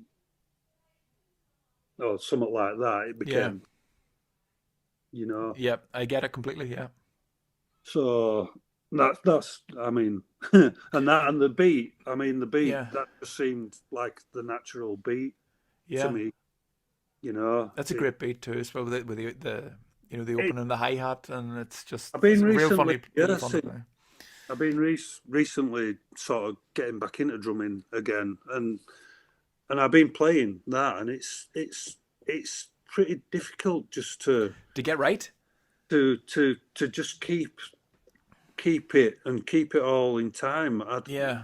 Maybe it's because I haven't played drums for such a long time, but Um, it is quite tricky.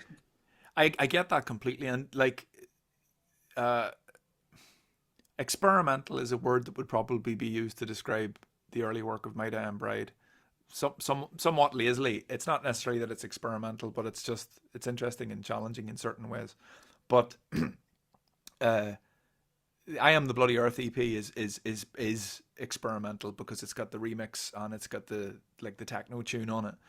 Can I get your review of the techno tune in one word? Are you comfortable doing that? It, It's almost like I had that's pre-written that. Steve from Yeah. Drug Free America Can who I just mixed say that. I fucking love it. Absolutely, I always have. But like, whenever it was Well, reissued look, on the Trinity album, it was taken off by the band. everybody's different, man. You Yeah. know, like I said, I do like a bit of electronic music, but we could have got someone better Oh, poor Steve. than, Sorry, Steve, we're denigrating your good name than the here. chicken factory guy. But the Cry of Mankind is experimental because Calvin comes in with this. That's 6 notes, isn't it? So it comes in with this, and it's Yeah, some. the whole song's built around just that. It is because that lasts throughout the whole song, doesn't it? It never Yeah, changes. apart from Is there a when gap? we played live, I mean, in the beginning when we played live, he used to continue it, but then we started doing it. There's a bit where him and Andrew actually harmonised. Yeah. And Yes. Yes.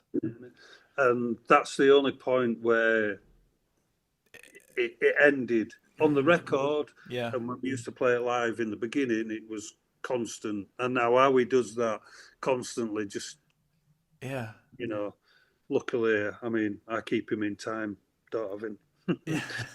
Or didn't have him. Yeah. You know, but yeah, it's. But that extends to what you're doing too, because what you play at the start is essentially on a loop, Yes. and then what the main beat that you play then continues more or less for the rest of the song. But Yeah, that's I mean, yeah, it's continual that. I yeah. mean, with I think there's maybe one little snare fill Yeah. towards the end of the song, Towards the which end, is yeah. in, and then there's a Yes. just Yeah. to accent some of the guitars, and to change it from the hi-hats to the ride. Yeah. But it is that song's an experiment in that Yeah. sense. Do you know what I mean? Like what would happen if we basically just played the same thing for a really, really long time? But it pays off so well. Well, I mean, Andy struggled to come up with the harmony part. I think Mags helped him Yeah. quite a lot with that. And then obviously Martin's doing his little motif on his piano. Yeah, yeah. and and then I think it goes from piano to just one note on the synth. Yeah. The whole back end of the song is really, really interesting as well. But it's a shame that doesn't get played live because that would really Well, I mean, test the audience's patience. Oh yeah, I'd I be mean, up for it, but a lot of people I don't think would. I wouldn't have much to do with that. So Yeah. No, but again, it's a nice break for you though. yeah. I mean, I don't know. I mean, would it? I mean, You could have made those sort of farty trumpet sounds on the keyboard, maybe. Well, no, that were us doing something with Martin's violin bow on Really? one of the guitars. Yeah, See, I'm glad I tried to make a joke out of that and I learned something. So that's the yeah, way these things should be. yeah. That's just us fucking about with violin bow, Yeah. and I can't remember whose guitar it was, and then Max just put some reverb on it or something. I don't know. Yeah. But would you rather hear that or another song? Yeah, it's a good question. Yeah, definitely another song, or half of another song, given the length of how long some of the songs are. Um, the tour with Dio would have been post Like Gods, Rick. Is that right? Yes. All right. Well, then this is the last one of these I have for today. I think sometimes it's probably my favorite full length album that you guys recorded. I kind of like it. Yeah. Oh, it's brilliant. There's some decent songs on there, I think. I Um, loved playing All Swept Away. That's quite not technically, just physically demanding. yes. And there's a mid tribute. I think there's a Yeah. So I'm just thinking about Dave Lombardo fill. I had to get a Dave Lombardo fill in. which one's that. All Swept Away. Yeah. Yeah. Yeah. I That is. don't know where that came from either. That I didn't intentionally do it, Yeah. and I remember when we were rehearsing it, like, because it's like we go from that the part to the other part, and it's like I knew, like, it needed. We couldn't have just gone straight from drumming to drumming. There needed to be something in there. Yeah. But obviously it needed to be really cohesive and flow. Yeah. And when we first started writing it, I was like, fuck knows what I'm gonna do. Yeah. It'll be all right in the night. One fucking one evening in the rehearsal room, we're playing it, and it just happened. It just came out of nowhere. Yeah. Like, it's like the hand of Sir Dave just came and went. Yes. You're a fan of Dave Lombardo, right? Massive fan. Good. Yeah. Me too. It's always just a good to clarify that with people and say it out loud because that puts the energy out there. It made me feel like it were all right to not be good, because, like, one of my favorite I think one of the most iconic drum parts for me is beginning of Criminally Insane. Yeah. It's just one bass drum and one snare. Yeah. And it's fucking awesome. It is. It's like my ass fucking standing up. It's a death metal standard for later bands as well. There's a lot of songs that are built around that exact beat, and I think you can trace that back to him 100%. Yeah, but at that point in music, man, you had Dave Lombardo, we had Lars doing Battery. Mm-hmm. for all you Lars naysayers. He's Fuck him amazing. is right, yeah. And Charlie Benante, you know, and Yeah. we had Gene Oglen, Dark Angel. Oh my God. Yeah. The amount of fucking drumming talent that were coming out, you know, like overtaking like the old guard, like I don't know, Cozy Powell, Tommy Aldridge, Yeah. Clyde Burr, even Nico McBrain. You know, there were these guys were doing some Yeah. different. I still think I put Lombardo at the top of that pile as well. You know, like just even I listen to those records. They don't sound like they're 30 or 40 years old. Do you know what I mean? Still people can't play that well. Like he played that music so well, so fast. He created so much, and he For did me, it. he is the Neil Peart. Yeah, He is the modern day Neil Peart. yeah. For me.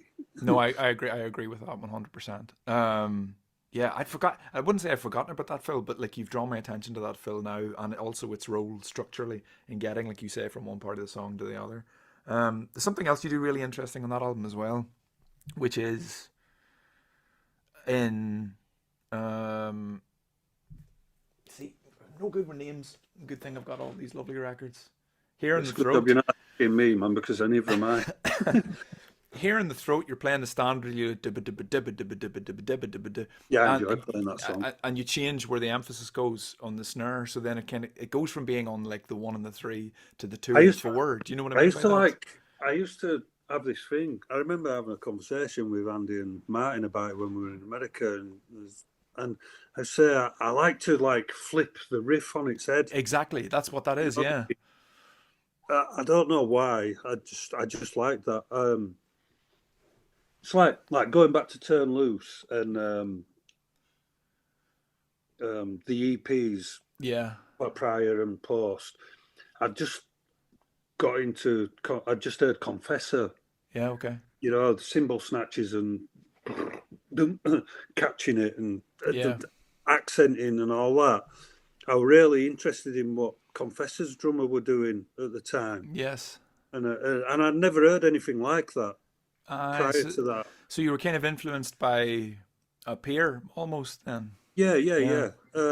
And so I went through different stages, where I'd be almost copying other drummers, not intentionally, but like I said with the Ken Owen thing and the bolt thrower thing. Yeah. I were copying. Do you know what I mean? Yeah. I don't know where the turning the riffs on its head came from, because I'm not sure. That's a proggy thing, Rick. That you get that in prog rock music, you know, where I'm not really into prog. Yeah, that's interesting that you say that, because although I love Mastodon, but I Mastodon prog. I don't know. I think that Mastodon were just Mastodon, or you know, we're just Mastodon. But no, especially not those first 3 albums. But the turning the riff on its head thing is essentially, if you have like a riff, I'll try and explaining drums to Rick Miah, fucking sacrilege. But it's almost like if the riff, teach me. I need. Like I said, I have no. There's a really good knowledge. There's a really good clip on YouTube where Mike Portnoy from Dream Theater explains what you're talking about in like mathematical terms, and it's essentially to do with, like, say that your riff is in 4/4 and you're playing a part that's in 5/4, then if you play the 5 over the 4, then you're off by 1. Then you keep playing the 4. The next time you get to a 5, it'll put it back. I can't explain it because I'm not Mike Portnoy. It catches up with itself eventually. It does, yeah. It's just mathematical. If it's like 20 is divisible by both 5 and 4, then if you use a 4 and a 5 after 5, then you're a proper drummer. No, I don't know what I'm talking about. Complete bullshit. But Portnoy's the man for you. I can't remember the name of the. I don't like Dream Theater. Yeah. I do like that song. What is it? Falling Under or something? Under. Pull Me Under was the big single. Pull Me Under is. I mean, I remember hearing that for the first time. Yeah. And I really like King Diamond. You know, Mickey D. Yeah, of course. Yeah. You know, them and Conspiracy. The drumming on those albums.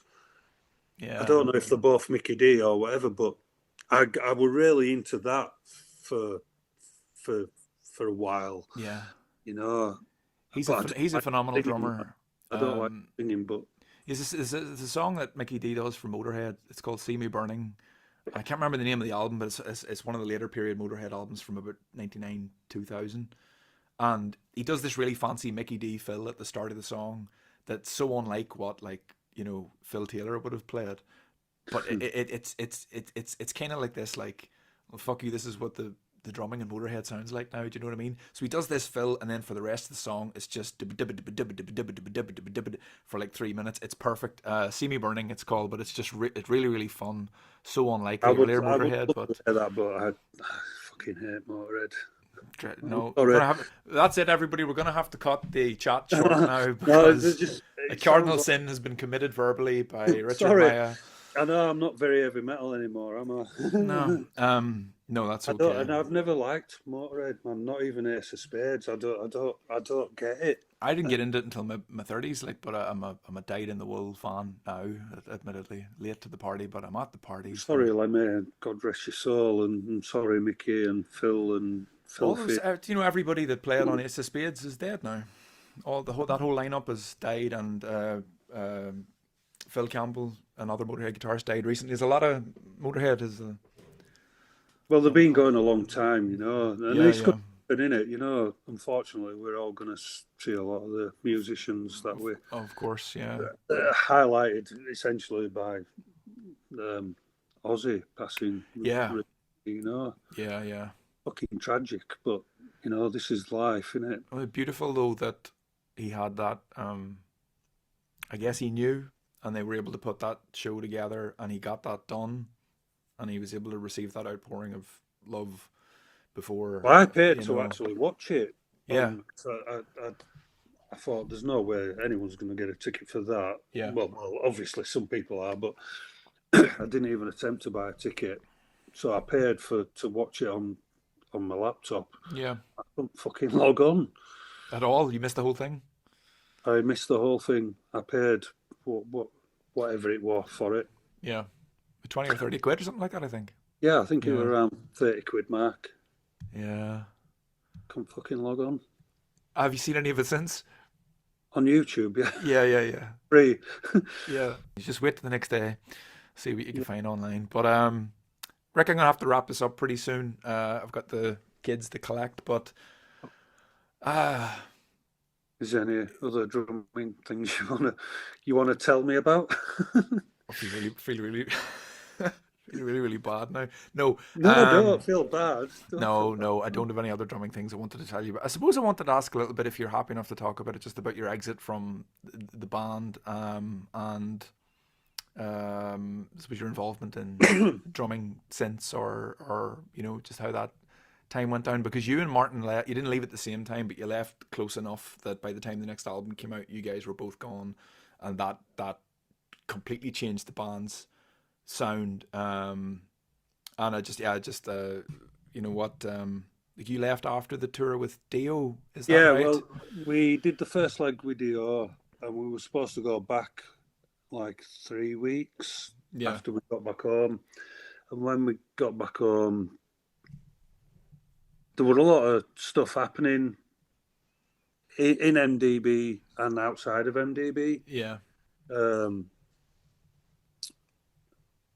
and at the time, I just felt like I had no other option but to leave um, without going too deep into it.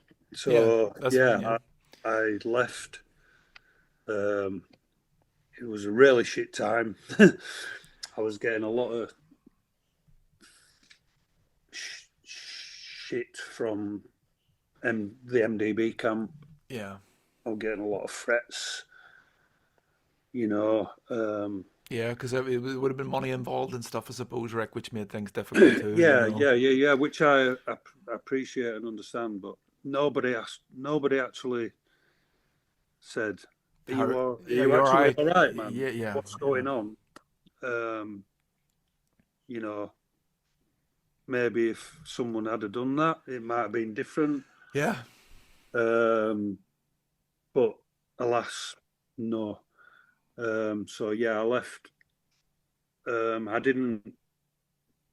I I didn't want anything to do with drums or music. I didn't even listen to any music for best part of probably 8 months. I think I didn't go to any gigs for years. I were really, it left a fucking really big wound, you know. Yeah.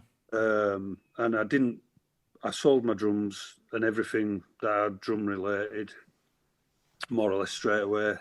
And I didn't even look at another drum kit for 10 years later. 10 years. I was asked to help another local band out, which I did for a year. But we're only helping them out. And then 8 years after that, I was asked to help another local band out, which I did about 4 or 5 gigs for them. Yeah. And recently, I'm just getting involved with another project, which is pretty exciting. I've actually been rehearsing on the drums on my own. Yes. With my headphones, and it's going good so far. That's good to hear. The good thing about that is that, you know, you were asked to help out. So after you essentially left the scene, the industry, you could say, you were pulled back in, you know, by others rather than, you know, after the initial trauma of everything that's fucking happened, and I were going through stuff outside of MDB, and you know, things were changing within MDB, and you know, people were changing within MDB, and I wasn't comfortable, and I wasn't comfortable even with myself. Yeah, you know what I mean. I do. And if you're not comfortable within yourself now, there were all kinds of fucking doubts creeping in. Yeah. You know, but after a while, you know, it never leaves you. Mm-hmm. It's always there. It's always a part of you. Yeah. You know, that was my life it fucking drums saved my life. Yeah. To be honest, it gave me an escape, and it gave me an escape. It's fucking therapy, you know. 100%. All the things that happen in there. That's the power of it, mate. 100%. And I absolutely fucking loved playing the drums. Mm-hmm. Those hour and a half on stage, the times in the studio, in the rehearsal room, I wouldn't fucking change for anything, you know. Mm-hmm. But it's all when you're in a band and you're doing all the things you're doing. That's a fucking small part of your day, you know. Yeah, of course. And there's a lot of fucking shit, and you're around a lot of fucking shit. Yeah. 22 hours of your day is sometimes it's good, but I were finding like most of the time I were surrounded by people or certain people that were becoming different. Yeah. You know, and I've always been the same. You know, I didn't get involved in a band to be famous or to get chicks or any of that, or to become a millionaire. I just fucking love playing drums, you know. Yeah. And I love creating drum tracks to Calvin and Andrew were amazing guitarists for me, for my style of playing, you know. Yeah. But yeah, there were a lot of other things, but like I said, it's still there, and it's even more there now. I almost feel like I'm 18-year-old again. Mm-hmm. Do you know what I mean? Like, yes, I do, back into a rehearsal room and just playing. It's amazing. Even if we could just talk a second about what it's actually like to play drums. You know, I have these things in the house here. I live in a housing estate here, so I can't have real drums, but I do have access to an acoustic kit in in a rehearsal space nearby, and I didn't play that thing for about 10 years. But you see, when I first started hitting those skins again, just the physical sensation of doing it is. I actually bought a because I mean I live me and my missus we live in it's an house that's converted into two flats, and Okay. we're in the upstairs. Yeah. So my missus is she's not a My Damn Bride fan at all. She's all for fucking proper heavy metal, you know, Yeah. it's a Machine Head and Pantera. That's her vibe. Yeah. But she's always said, "I really want to see you play." I said when we first got together, I said, "I'll look at it on YouTube. Yeah. You'll see some there." But she said, "No, I want to see you play." And Yeah. she's always encouraged me. We've been together 5.5 years now. And she's really encouraged me, you know, and she's really supportive. Yes. Yeah. So it's really good because my ex, she didn't want me anything to do with that. She was an horrible, narcissistic, blah blah blah. She couldn't wait for me to leave MDB, you know. Yeah. She didn't want any of that. And that was so much. I mean, if that was the thing that you were enjoying the most at that time, is if you can snatch 90 minutes a night on tour to play drums, and somebody's not supportive of that, then that's hard. Yeah. Yeah. So, but yeah, I've realised how much I've missed it. You've come back to it. Yeah. and it's early days.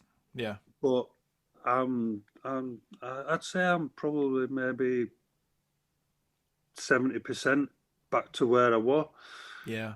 Going to take a few more practices, but I'm going to get there, and hopefully you'll see in the not so distant future. Yeah. Well, I want to try and excuse me.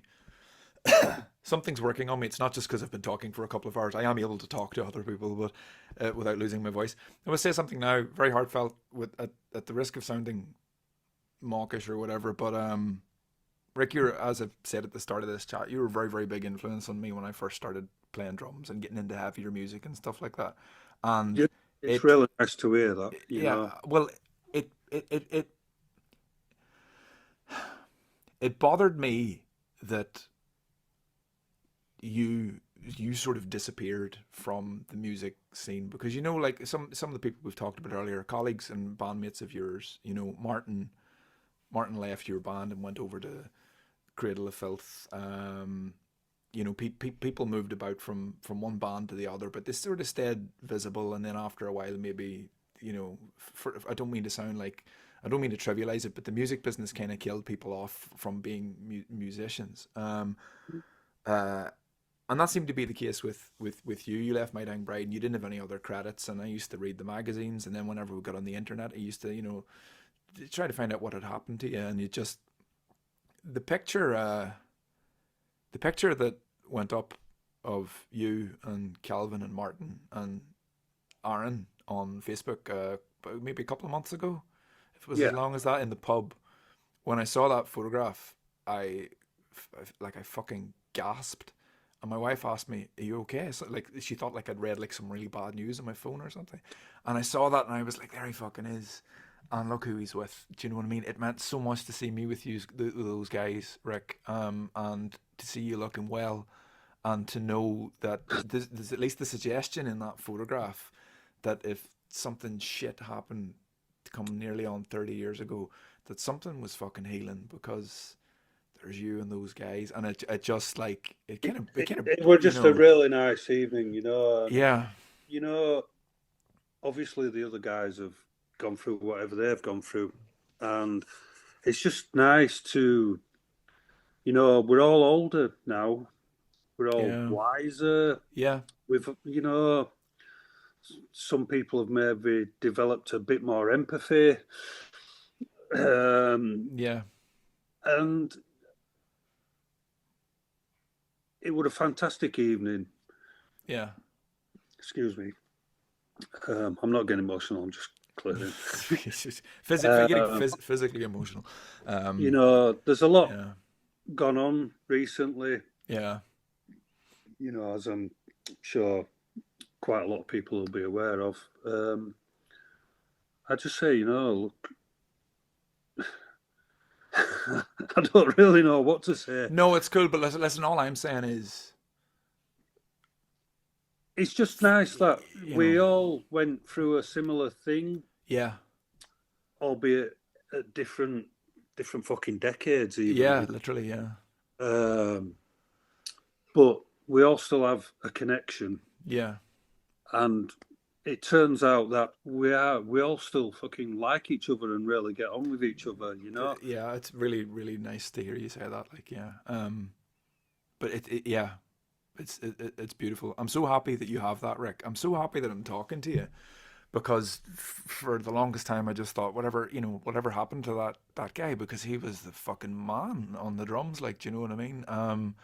And it's just like, yeah, you're here and I'm talking to you and you seem happy and it's cool as fuck. So Yeah, well, a I lot just of wanted things to say that, changed, you know, and I really appreciate you fucking saying what you just said then, man. You know. Well, yeah, and I'm not the only one that thinks it. Like, you might have seen the comments on that Facebook picture. Like, everyone was like, "Holy shit, look at the guys," and all Well, other you know, kinds of, who knows? Who knows what's yeah, who come? You knows?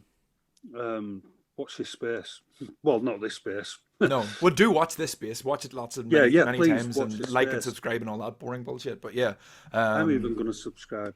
I nice think I one. already have. I don't know. I don't know. We'll I get you will on the list. Yeah. promise you. Well, listen. We'll wrap this up, Rick, and let's just want to say thanks everybody for listening. Thanks, Rick, for taking the time to talk to me. And yeah, I'll see you. Can't even believe you wanted me to talk to you, man. Well, That's no, so fucking weird, man. You know, but no, I'm really glad.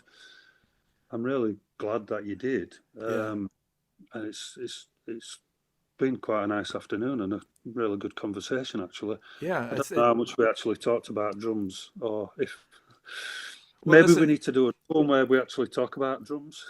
I have an idea, and we might do.